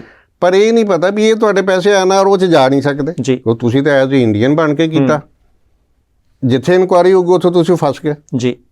ਇੱਕ ਤਾਂ ਕੱਟਣ ਵਾਲੇ ਤੇ ਕੋਈ ਫਰਕ ਨਹੀਂ ਪੈਣਾ, ਉਹਨੇ ਕਹਿਣਾ ਮੈਂ ਤਾਂ ਦੱਸਿਆ ਹੀ ਨਹੀਂ ਇਹਨੇ NRI। ਬਿਲਕੁਲ ਠੀਕ ਹੈ ਨਾ। ਮੈਂ ਤਾਂ ਆਪਣੇ ਹਿਸਾਬ ਨਾਲ ਇੱਕ ਕੱਟ ਲਿਆ, ਜੇ 50 ਤੋਂ ਥੱਲੇ ਮੈਂ ਨਹੀਂ ਕੱਟਿਆ ਉਹ ਤਾਂ ਬੇਲ ਆਊਟ ਹੋ ਗਿਆ ਜੀ। ਤੁਹਾਡੀ ਗਲਤ ਡੈਕਲੇਰੇਸ਼ਨ ਦੇ ਵਿੱਚ ਹੁਣ ਗਲਤ ਡੈਕਲੇਰੇਸ਼ਨ 'ਚ ਕੀ ਕੌਨਸੀਕੁਐਂਸਿਸ ਨੇ? ਟੈਕਸ ਤਾਂ ਨਹੀਂ ਲੱਗਣਾ ਉੱਦਾਂ, ਪ੍ਰੋਸੀਕਿਊਸ਼ਨ ਉਹਦੀ। ਤੁਸੀਂ ਗਲਤ ਐਫੀਡੇਵਿਟ ਫਾਈਲ ਕਰਦੇ ਪਏ ਹੋ, ਪ੍ਰੂਵ ਹੋ ਜਾਓ ਪ੍ਰੋਸੀਕਿਊਸ਼ਨ ਆ। ਇਸ ਕਰਕੇ ਅਸੀਂ ਹਰ ਵਾਰੀ ਇਹੀ ਸਲਾਹ ਦਿੰਦੇ ਹਾਂ, ਭਾਈ ਦੇਖੋ ਕੈਨੇਡਾ ਬੈਠੇ, ਅਮਰੀਕਾ ਬੈਠੇ, ਜਿੱਥੇ ਵੀ ਤੁਸੀਂ ਆ ਵਰਲਡ ਬੈਠੇ ਹੋ, ਤੁਸੀਂ ਟੈਕਸ ਨਹੀਂ ਦਿੰਦੇ ਜੀ। ਕਦੀ ਚੂੰ ਚਪਟ ਅਸੀਂ ਕਰਦੇ ਹਾਂ ਵੀ ਮੈਨੂੰ ਟੈਕਸ ਜ਼ਿਆਦਾ ਪੈ ਗਿਆ ਜੀ। ਇੱਥੇ ਕਿਉਂ ਕੀਤਾ ਜਾਂਦਾ? ਆ ਕੇ ਇੱਥੋਂ ਹੀ ਗਏ ਆਪਾਂ ਜੀ। ਪਰ ਜੇ ਉੱਧਰ ਦੀ ਆਦਤ ਨਹੀਂ ਅਗਰ ਲਈ ਤੇ ਤੁਹਾਨੂੰ ਤੇ ਟੈਕਸ ਹੀ ਪੈ ਰਿਹਾ ਨਾ। ਬਿਲਕੁਲ ਠੀਕ ਹੈ, ਟੈਕਸ ਪੈ ਰਿਹਾ ਤੁਹਾਡੀ ਆਮਦਨ ਤੇ। ਜੇ ਨਹੀਂ ਆਮਦਨ ਤੇ ਨਹੀਂ ਟੈਕਸ ਪੈ ਰਿਹਾ। ਇਹ ਗੱਲ ਛਾੜਾ ਸਾਹਿਬ ਇੱਕ ਨਾਲ ਲੱਗਦਾ ਹੀ ਸਵਾਲ ਹੋਰ ਟੈਕਸ ਦੇ ਨਾਲ ਹੀ ਸੰਬੰਧਿਤ, ਜਿਹੜਾ ਬੰਦਾ ਵਿਦੇਸ਼ ਦੇ ਵਿੱਚ ਰਹਿ ਰਿਹਾ ਉਹਦੇ ਕੋਲੇ ਭਾਰਤ ਦੇ ਵਿੱਚ ਜ਼ਮੀਨ ਹੈ, ਜ਼ਮੀਨ ਦਾ ਠੇਕਾ ਆਉਂਦਾ ਜਾਂ ਪੈਨਸ਼ਨ ਆਉਂਦੀ ਹੈ ਜਾਂ ਦੁਕਾਨਾਂ ਨੇ ਕਿਰਾਇਆ ਆਉਂਦਾ, ਕੋਈ ਵੀ ਆਮਦਨ ਉਹਦਾ ਬੈਂਕ ਖਾਤਾ ਭਾਰਤ 'ਤੇ ਚੱਲਦਾ। ਅਸੀਂ ਸੋਚਦੇ ਹਾਂ ਕਿ ਅਸੀਂ ਤਾਂ ਉੱਥੇ ਟੈਕਸ ਦਿੰਦੇ ਹਾਂ, ਇੱਥੇ ਕਿੱਡੀ ਕਿਤੇ ਗੱਲ ਆ ਵੀ ਕੀ ਸਾਨੂੰ ਭਾਰਤ ਦੇ ਵਿੱਚ ਵੀ ਟੈਕਸ ਫਾਈਲ ਕਰਨਾ ਚਾਹੀਦਾ, ਚਾਹੇ ਅਸੀਂ ਹੱਦ ਦੇ ਅੰਦਰ ਆ ਚਾਹੇ ਬਾਹਰ ਆ ਜਾਂ ਨਹੀਂ? ਬਾਟ ਸਾਹਿਬ ਭਾਰਤ ਦੇ ਵਿੱਚ ਹੀ ਨਹੀਂ, ਭਾਰਤ ਦੇ ਵਿੱਚ ਵੀ ਨਹੀਂ, ਭਾਰਤ 'ਚ ਹੀ ਟੈਕਸ ਦੇਣਾ ਪੈਣਾ। ਠੀਕ ਹੈ ਜੀ। ਕਿਉਂਕਿ ਉਹ ਇਨਕਮ ਭਾਰਤ ਵਿੱਚ ਹੋਈ ਤੁਹਾਡੀ ਜੀ, ਇੰਡੀਆ 'ਚ ਹੋਈ ਨਾ, ਤੁਹਾਨੂੰ ਪੈਨਸ਼ਨ ਆ ਰਹੀ ਉਹ ਟੈਕਸੇਬਲ ਹੈ। ਹਾਂ, ਜਿਹੜਾ ਜਿਸ ਵਿਅਕਤੀ ਦੀ ਕੱਲੀ ਐਗਰੀਕਲਚਰ ਇਨਕਮ ਹੜ ਆ ਰਿਹਾ ਜੀ, ਠੇਕੇ ਤੇ ਦਿੱਤੀ ਹੋਈ ਉਹ ਪੈਸਾ 10 ਲੱਖ 5 ਲੱਖ ਦਾ ਜਿੰਨਾ ਵੀ ਆ ਰਿਹਾ, ਤਾਂ ਹੋਰ ਤੁਹਾਡਾ ਕੋਈ ਟੈਕਸੇਬਲ ਸੋਰਸ ਨਹੀਂ ਹੈ ਜੀ, ਤੁਹਾਨੂੰ ਟੈਕਸ ਨਹੀਂ ਪਏਗਾ। ਠੀਕ ਹੈ ਜੀ। ਤੁਹਾਨੂੰ ਥੋੜਾ ਬਹੁਤਾ NRO ਤੇ ਵਿਆਜ ਮਿਲਿਆ, ਤੁਸੀਂ ਰਿਟਰਨ ਫਾਈਲ ਕਰੋ। ਜੇ NRO ਤੇ ਵਿਆਜ ਮਿਲਿਆ ਤਾਂ ਵੀ ਕਰਨੀ ਪਊਗੀ। ਹਾਂ, ਨੈਚੁਰਲ, ਉਹ ਤੇ ਰਿਫੰਡ ਨਹੀਂ ਲਓਗੇ ਤੁਸੀਂ। ਠੀਕ ਹੈ ਜੀ। ਐਗਰੀਕਲਚਰ ਤੇ ਨਹੀਂ ਪਏਗਾ। ਠੀਕ ਹੈ। ਉਹ ਸਲੈਬ ਰੇਟ ਵੇਲੇ ਕਿਸੇ ਵੇਲੇ ਥੋੜਾ ਬਹੁਤਾ ਐਡਜਸਟ ਹੁੰਦਾ, ਅਦਰਵਾਈਜ਼ ਐਗਰੀਕਲਚਰ ਜੇ ਕੰਟਰੋਲ ਐਗਰੀਕਲਚਰ ਇਨਕਮ ਹੈ ਤੁਹਾਨੂੰ ਆ ਰਹੀ ਹੈ, ਹਾੜਾ ਵਗੈਰਾ ਆ ਰਹੀ ਹੈ ਜੀ, ਤੇ ਤੁਹਾਨੂੰ ਟੈਕਸ ਨਹੀਂ ਪੈਣਾ। ਠੀਕ ਹੈ। ਉਹ ਤੁਸੀਂ ਪੈਸਾ ਆਪਣੇ NRO ਜਮ੍ਹਾਂ ਕਰਾ ਕੇ ਉਹ ਵੀ ਇਦਾਂ ਹੀ ਲਿਜਾ ਸਕਦੇ ਹੋ। ਠੀਕ ਹੈ। ਅਸੀਂ ਪਤਾ ਨਹੀਂ ਸਿਸਟਮ ਦੇ ਵਿੱਚ ਆਉਣਾ ਨਹੀਂ ਚਾਹੁੰਦੇ ਜਾਂ ਬਹੁਤੀ ਅਵੇਅਰਨੈਸ ਨਹੀਂ ਜੀ। ਮੈਨੂੰ ਅਵੇਅਰਨੈਸ ਦੀ ਘਾਟ ਲੱਗਦੀ ਹੈ ਜੀ। ਹਾਂ, ਸਿਰਫ ਇਹ ਹੁੰਦਾ ਵੀ NRI ਨੂੰ ਉਦੋਂ ਟੈਕਸ ਪੈਂਦਾ ਜੇ ਆਪਣੀ ਕੋਈ ਪ੍ਰਾਪਰਟੀ ਵੇਚ ਦਿੱਤੀ ਤੇ ਟੈਕਸ ਪੈਣਾ, ਜਾਂ ਇੱਥੇ ਉਹਨੂੰ ਕੋਈ ਇਨਵੈਸਟਮੈਂਟ ਕੀਤੀ ਹੋਈ ਹੈ, ਕੋਈ ਪ੍ਰਾਪਰਟੀਜ਼ ਵਗੈਰਾ ਨੇ, ਕੋਈ ਬਿਜ਼ਨਸ ਹੈਗਾ ਹੈ ਜੀ, ਜਾਂ ਉਹਨੂੰ ਪੈਨਸ਼ਨ ਆ ਰਹੀ ਹੈ, ਤੇ ਉਹਨਾਂ ਚੀਜ਼ਾਂ ਤੇ ਟੈਕਸ ਪੈਂਦਾ। ਅਦਰਵਾਈਜ਼ ਕੱਲੀ ਐਗਰੀਕਲਚਰ ਇਨਕਮ ਤੇ ਫਿਰ ਹੁੰਦਾ ਵੀ ਅਗਰ ਇੱਥੇ ਟੈਕਸ ਅਸੀਂ ਦੇ ਦਿੱਤਾ, ਦੱਸਦੇ ਜੀ ਇੱਥੇ ਦਿਆਂਗੇ ਉੱਥੇ ਵੀ ਦਿਆਂਗੇ, ਤੁਸੀਂ ਡਿਕਲੇਅਰ ਕਰੋ ਉੱਥੇ ਜਾ ਕੇ। ਜਿਹੜਾ ਤੁਹਾਡਾ ਕੌਂਸਲ ਰਿਟਰਨ ਭਰ ਰਿਹਾ ਉਹਦੇ ਕੋਲ ਡਾਕੂਮੈਂਟ ਲਵੋ ਟੈਕਸ ਦੇ, ਉੱਥੇ ਦਿਓ। ਕਿਉਂਕਿ ਹਰ ਕੰਟਰੀ ਦੇ ਵਿੱਚ ਮੋਸਟਲੀ ਕੰਟਰੀ ਜਿਹੜੇ ਹੈਗੇ ਨੇ ਇੰਡੀਆ ਦੇ ਨਾਲ ਡਬਲ ਟੈਕਸੇਸ਼ਨ ਅਵੋਇਡੈਂਸ ਟਰੀਟੀ ਹੈ, ਸੰਧੀ ਹੋਈ ਹੈ। ਠੀਕ ਹੈ ਜੀ। ਬਈ ਡਬਲ ਟੈਕਸ ਨਹੀਂ ਪੈਣਾ। ਇਹੀ ਰਕਮ ਅਗਰ ਉਧਰ ਲੈ ਰਿਹਾ, ਜਿੰਨਾ ਮੈਂ ਟੈਕਸ ਇੱਥੇ ਦੇ ਗਿਆ ਉੱਥੇ ਮੈਨੂੰ ਰਿਬੇਟ ਮਿਲੇਗਾ। ਸਪੋਜ਼ ਮੈਂ ਇੱਥੇ 20% ਦਿੱਤਾ ਜਾਂ 30% ਦਿੱਤਾ ਤਾਂ ਉੱਥੇ 35 ਜਾਂ 40 ਹੈ। ਜਾਣੀ ਮੇਰੇ ਕੋਲ 50 ਲੱਖ, ਮੈਂ ਕਮਰਸ਼ੀਅਲ ਦੇ ਵਿੱਚੋਂ ਕੋਈ ਇਨਕਮ ਆਈ 50 ਲੱਖ, ਮੇਰਾ ਮੰਨ ਲਓ 2 ਲੱਖ ਟੈਕਸ ਕੱਟਿਆ ਜੀ ਇੱਧਰ ਇੰਡੀਆ 'ਚ, ਮੈਂ ਉਹ ਪੈਸੇ ਉਧਰ ਭੇਜ ਦਿੱਤੇ ਤੇ ਮੈਂ ਉਹ 2 ਲੱਖ ਟੈਕਸ ਕਟਾਏ ਦੇ ਕਾਗਜ਼ ਲਿਜਾ ਕੇ ਜਦੋਂ ਉਧਰ ਟੈਕਸ ਭਰਨਾ, ਕਟਾਏ ਨਹੀਂ, ਟੈਕਸ ਦਿੱਤੇ, ਰਿਟਰਨ ਭਰਨ ਦੇ ਦਿੱਤੇ ਨੇ। ਠੀਕ ਹੈ। ਇੱਥੇ ਹੀ ਕਨਫਿਊਜ਼ਨ ਹੁੰਦਾ ਨਾ, ਲੋਕ ਕਹਿੰਦੇ ਜੀ ਟੈਕਸ ਪੈ ਗਿਆ, ਜਦੋਂ ਅਸੀਂ ਪਹਿਲਾਂ ਕਲੀਅਰ ਕਰਨਾ ਚਾਹੁੰਦੇ ਹਾਂ ਜਿਹੜਾ ਤੁਹਾਡੀ ਰਿਟਰਨ ਦੇ ਵਿੱਚ ਟੈਕਸ ਪਏਗਾ ਬਣੇਗਾ ਉਹਦਾ ਸਰਟੀਫਿਕੇਟ ਬਣੇਗਾ। ਠੀਕ ਹੈ ਜੀ। ਤੁਸੀਂ ਉਹ ਸਰਟੀਫਿਕੇਟ ਆਪਣੇ CPA ਨੂੰ ਉੱਥੇ ਦੇ ਦੇਣਾ। ਬਿਲਕੁਲ ਠੀਕ ਹੈ। ਉਹਨੇ ਉਹ ਅਮਾਊਂਟ ਜਿਹੜੀ ਤੁਹਾਡੇ ਅਕਾਊਂਟ 'ਚ ਕ੍ਰੈਡਿਟ ਹੋਈ ਹੈ ਉਹਨੂੰ ਡਿਕਲੇਅਰ ਕਰਕੇ ਨਾਲ ਉਹਨੇ ਲਾ ਦੇਣਾ CPA ਨੇ, ਤੇ ਜਿਹੜਾ ਤੁਸੀਂ ਟੈਕਸ ਇੱਥੇ ਦਿੱਤਾ ਜੇ ਤੇ ਟੈਕਸ ਰੇਟ ਬਰਾਬਰ ਨੇ ਜੀ, ਫਿਰ ਤੁਹਾਨੂੰ ਫਰਦਰ ਟੈਕਸ ਨਹੀਂ ਦੇਣਾ ਪਏਗਾ। ਠੀਕ ਹੈ ਜੀ। ਜੇ ਟੈਕਸ ਰੇਟ ਇੱਥੇ ਘੱਟ ਨੇ ਫਿਰ ਵੀ ਫਰਦਰ ਨਹੀਂ ਦੇਣਾ ਪਏ, ਉੱਥੇ ਰਿਫੰਡ ਨਹੀਂ ਮਿਲਣਾ ਤੁਹਾਨੂੰ, ਇਹ ਵੀ ਨੋਟ ਕਰੋ ਵੀ ਇੱਥੇ ਜ਼ਿਆਦਾ ਰੇਟ ਟੈਕਸ ਹੈ ਉੱਥੇ ਘੱਟ ਹੈ ਤੇ ਉਹ ਰਿਫੰਡ ਨਹੀਂ ਮਿਲੇਗਾ। ਠੀਕ ਹੈ ਜੀ। ਜੇ ਡਿਫਰੈਂਸ ਹੈ ਤਾਂ ਤੁਹਾਡੇ ਕੋਲੋਂ ਟੈਕਸ ਲਏਗਾ, ਅਦਰਵਾਈਜ਼ ਤੁਹਾਡਾ ਟੈਕਸ ਬਰਾਬਰ ਹੋ ਜਾਊਗਾ। ਸਿਰਫ ਇੱਕ ਤਰ੍ਹਾਂ ਦੀ ਆਮਦਨ ਆਉਂਦੀ ਜੀ, ਕੋਈ ਟੈਕਸ ਤੋਂ ਐਗਜ਼ੈਂਪਟਡ ਆ ਇੰਡੀਆ ਦੇ ਵਿੱਚ, ਉੱਥੇ ਨਹੀਂ ਪੈਂਦਾ ਜੀ, ਬਾਹਰ ਐਗਜ਼ੈਂਪਟਡ ਨਹੀਂ ਹੈ, ਉਹਦੇ ਉੱਤੇ ਪਏਗਾ, ਉੱਥੇ ਪਏਗਾ। ਛਾਬੜਾ ਸਾਹਿਬ ਨਾਲ ਲੱਗਦੀ ਗੱਲ ਇੱਕ ਟੈਕਸ, ਜੇ ਮੈਂ ਮੰਨ ਲਓ ਤੁਸੀਂ ਭਾਰਤੀ ਆ, ਮੈਂ NRI ਹਾਂ, ਅਸੀਂ ਇੱਕੋ ਤਰ੍ਹਾਂ ਦੀ ਚੀਜ਼ ਕੋਈ ਸਾਡੇ ਕੋਲੇ ਆ ਗਈ ਆ, ਤੁਹਾਡਾ ਤਾਂ ਮੇਰਾ ਟੈਕਸ ਰੇਟ ਦੇ ਵਿੱਚ ਭਾਰਤ ਦੇ ਵਿੱਚ ਫਰਕ ਹੈ, ਜਾਂ ਸਾਨੂੰ ਇੱਕੋ ਜਿਹਾ ਟੈਕਸ ਦੇਣਾ ਪਊਗਾ, ਜਾਂ ਮੈਂ ਬਾਹਰਲਾ ਬੰਦਾ ਤੇ ਮੈਨੂੰ ਵੱਧ ਪੈਸੇ ਦੇਣੇ? ਨਹੀਂ ਬਾਟ ਸਾਹਿਬ, ਅਜੇ ਤੱਕ ਤੇ ਸਰਕਾਰ ਨੇ ਟੈਕਸ ਜਿਹੜੇ ਸਲੈਬ ਨੇ ਜੀ ਰੈਜ਼ੀਡੈਂਟ ਐਂਡ ਔਨ NRIs ਦੇ ਵਿੱਚ, ਨਾਨ ਰੈਜ਼ੀਡੈਂਟ ਉਹਦੇ ਵਿੱਚ ਕੋਈ ਡਿਫਰੈਂਸ ਨਹੀਂ ਰੱਖਿਆ। ਠੀਕ ਹੈ ਜੀ। ਹਾਂ, ਇੱਕ ਡਿਫਰੈਂਸ ਜ਼ਰੂਰ ਹੈਗਾ, ਭਾਰਤੀ ਜਿਹੜਾ ਇੰਡੀਅਨ ਹੈਗਾ ਉਹਨੂੰ ਕੁਝ ਛੋਟਾਂ ਮਿਲਦੀਆਂ ਨੇ। ਠੀਕ ਹੈ ਜੀ। ਸਪੋਜ਼ ਮੈਂ ਸੀਨੀਅਰ ਸਿਟੀਜ਼ਨ ਹਾਂ, 60 ਸਾਲ ਤੋਂ ਮੇਰੇ ਉੱਪਰ ਜ਼ਿਆਦਾ ਹੋ ਗਈ ਇਨਕਮ, ਤੇ ਮੈਨੂੰ ਜਿਹੜਾ ਸਲੈਬ ਹੈ ਪਹਿਲਾ 2.5 ਲੱਖ ਦਾ, ਉਹ 3 ਹੋ ਜਾਏਗਾ, 3 ਤੱਕ ਮੈਨੂੰ ਟੈਕਸ ਨਹੀਂ ਪਏਗਾ, ਪਰ ਨੌਨ ਰੈਜ਼ੀਡੈਂਟ ਨੂੰ 2.5 ਤੱਕ ਹੀ ਹੈ। ਅੱਛਾ ਜੀ। ਜੇ ਮੈਂ ਕੋਈ ਇੱਥੇ ਇਨਵੈਸਟਮੈਂਟ ਕਰਨਾ ਵਾ, ਨੌਨ ਰੈਜ਼ੀਡੈਂਟ ਨੂੰ ਨਹੀਂ ਮਿਲਦੀ ਉੱਥੇ, ਸਿਰਫ ਇਹ ਹੀ ਹੈ। ਬਟ ਟੈਕਸ ਸਲੈਬ ਰੇਟ ਹੈ ਜਿਹੜਾ ਜੋ ਭਾਰਤੀ ਨੂੰ ਪੈਂਦਾ ਸੋ ਹੀ ਉਹਨਾਂ ਨੂੰ, ਉਹ ਵੱਧ ਨਹੀਂ ਪੈਂਦਾ ਨਾ ਘੱਟ ਪੈਂਦਾ। ਇੱਕ ਚੀਜ਼ ਇੱਥੇ ਮੈਂ ਹੋਰ ਤੁਹਾਡੇ ਤੋਂ ਪੁੱਛਣੀ ਆ ਕਿ ਪੈਸੇ ਅਸੀਂ ਉੱਥੋਂ ਭੇਜਣੇ ਵੀ ਹੁੰਦੇ ਆ, ਇੱਥੋਂ ਵੀ ਭੇਜਣੇ ਹੁੰਦੇ ਆ। ਆਮ ਤੌਰ ਦੇ ਉੱਤੇ ਹੁੰਦਾ ਕਿ ਜਿਹੜਾ ਬੰਦਾ ਗੱਡੀ ਦੇ ਵਿੱਚ ਤੁਹਾਡੇ ਨਾਲ ਜਾ ਰਿਹਾ, ਕਿਉਂਕਿ NRI ਦੇ ਨਾਲ 2-4 ਬੰਦੇ ਘੁੰਮਣ ਨੂੰ ਹੁੰਦੇ ਆ, ਰਿਸ਼ਤੇਦਾਰਾਂ ਨੇ ਛੁੱਟੀਆਂ ਲਈਆਂ, ਉਹ ਕਹਿੰਦੇ ਕੋਈ ਗੱਲ ਨਹੀਂ ਵੀ ਜੇ ਇੱਧਰ ਨੂੰ ਵੀ ਭੇਜਣੇ ਆ, ਹੈਗੇ ਆ ਬੰਦੇ, ਤੁਸੀਂ ਬੈਂਕ ਰਾਹੀਂ ਨਾ ਪੰਗਾ ਲਓ, ਇੱਧਰੋਂ ਵੀ ਉੱਧਰ ਨੂੰ ਭੇਜਣੇ ਆ ਤਾਂ ਹੈਗੇ ਆ, ਕਿਉਂਕਿ ਹੁਣ ਇੱਧਰੋਂ ਬਹੁਤ ਫਲੋ ਆ ਪੈਸੇ ਜਾਣ ਦਾ, ਵਾਈਸ ਵਰਸਾ ਹੈਗਾ। ਹਾਂਜੀ। ਉੱਥੇ ਤੁਹਾਡੀ ਜਾਣੀ ਕਿ ਐਡਵੋਕੇਟ ਦਲਜੀਤ ਸਿੰਘ ਛਾਬੜਾ ਸਾਹਿਬ ਦੀ ਸਹੀ ਸਲਾਹ ਕੀ ਆ? ਵੈਸੇ ਤਾਂ ਕਹਿੰਦੇ ਯਾਰ ਸਾਰੇ ਭੇਜੀ ਜਾਂਦੇ ਆ, ਗੱਲ ਕਿਹੜੀ ਆ ਵੀ ਕਿਵੇਂ ਬੈਂਕ ਦਾ ਹੀ ਸਹਾਰਾ ਲੈਣਾ ਚਾਹੀਦਾ ਜਾਂ ਫਿਰ ਹੇਠ ਉੱਤੇ ਦੀ ਆਪਾਂ ਨੂੰ ਆਦਤ ਆ ਜਿਹੜੀ? ਬਾਟ ਸਾਹਿਬ ਦੇਖੋ, ਤੁਸੀਂ ਇਹ ਕਿਹਾ ਨਾ, ਤਾਂ ਉਹ ਰਿਸ਼ਤੇਦਾਰ ਕਹਿੰਦੇ ਨੇ ਵੀ ਬੈਂਕ ਵੱਲ ਜਾ ਕੇ ਪੰਗਾ ਨਾ ਲਵੋ ਜੀ, ਇਹਨੂੰ ਉਲਟਾ ਕਹੋ। ਠੀਕ ਹੈ ਜੀ। ਵੀ ਲੋਕਲ ਮਾਰਕੀਟ ਡੀਲ ਕਰਕੇ ਪੰਗਾ ਨਾ ਲਵੋ। ਠੀਕ ਹੈ ਜੀ। ਤੁਸੀਂ ਬੈਂਕ 'ਚੋਂ ਪੈਸੇ ਭੇਜੇ, ਤੁਸੀਂ ਸੇਫ ਹੋ ਜੀ, ਉੱਥੇ ਜਾ ਕੇ ਤੁਸੀਂ ਡਿਕਲੇਅਰ ਕਰ ਸਕਦੇ ਹੋ, ਤੁਹਾਡੇ ਬੈਂਕ 'ਚ ਕ੍ਰੈਡਿਟ ਹੋ ਰਹੇ ਨੇ ਜੀ। ਜਿਹੜਾ ਕੋਈ ਦੂਜੇ ਚੈਨਲ ਤੋਂ, ਰੈੱਡ ਚੈਨਲ ਤੋਂ ਪੈਸੇ ਲੈ ਕੇ ਜਾ ਰਿਹਾ, ਮੈਨੂੰ ਦੱਸੋ ਕੋਈ ਵੀ ਉਹ ਜਾ ਕੇ ਪੈਸੇ ਕੈਸ਼ ਜਮ੍ਹਾਂ ਕਰਾ ਸਕਦਾ ਉੱਥੇ? ਬਿਲਕੁਲ ਠੀਕ। ਸਪੋਜ਼ ਇੱਥੋਂ ਮੈਂ $1,00,000 ਭੇਜਤਾ ਅੰਡਰਵੇ, ਹੈ ਨਾ, ਕੀ ਮੈਨੂੰ ਰਾਈਟ ਹੈ ਮੈਂ ਕੈਨੇਡਾ ਦੇ ਬੈਂਕਾਂ ਦੇ ਵਿੱਚ ਜਾ ਕੇ ਕੈਸ਼ ਜਮ੍ਹਾਂ ਕਰਾ ਦਿਆਂ? ਅਗਲੇ ਕਿੱਥੇ ਰੱਖਾਂਗਾ ਪੈਸੇ? ਲਾਲ ਬੱਤੀ ਜਗਾ ਦਿੰਦੇ ਆ। ਮੈਂ ਕਿੱਥੇ ਰੱਖਾਂਗਾ ਜੀ? ਇਹ ਮੇਰੇ ਖੁਦ ਨਾਲ ਬੀਤੀ ਜੀ। ਇਹ ਤਾਂ ਤੁਸੀਂ ਕੈਸ਼ ਦੀ ਗੱਲ ਕਰਦੇ ਹੋ ਨਾ, ਮੈਂ ਲੌਂਗ ਬੈਕ ਕਿੱਥੇ ਉੱਥੇ ਪੈਸੇ ਰਿਮਿਟੈਂਸ ਚਾਹੀਦੀ ਸੀ ਸਾਡੇ ਬੇਟੇ ਨੂੰ ਜੀ, ਤੇ ਮੈਂ ਆਨਲਾਈਨ ਪੈਸੇ ਮੰਗਾ ਰਿਹਾ। ਠੀਕ ਹੈ।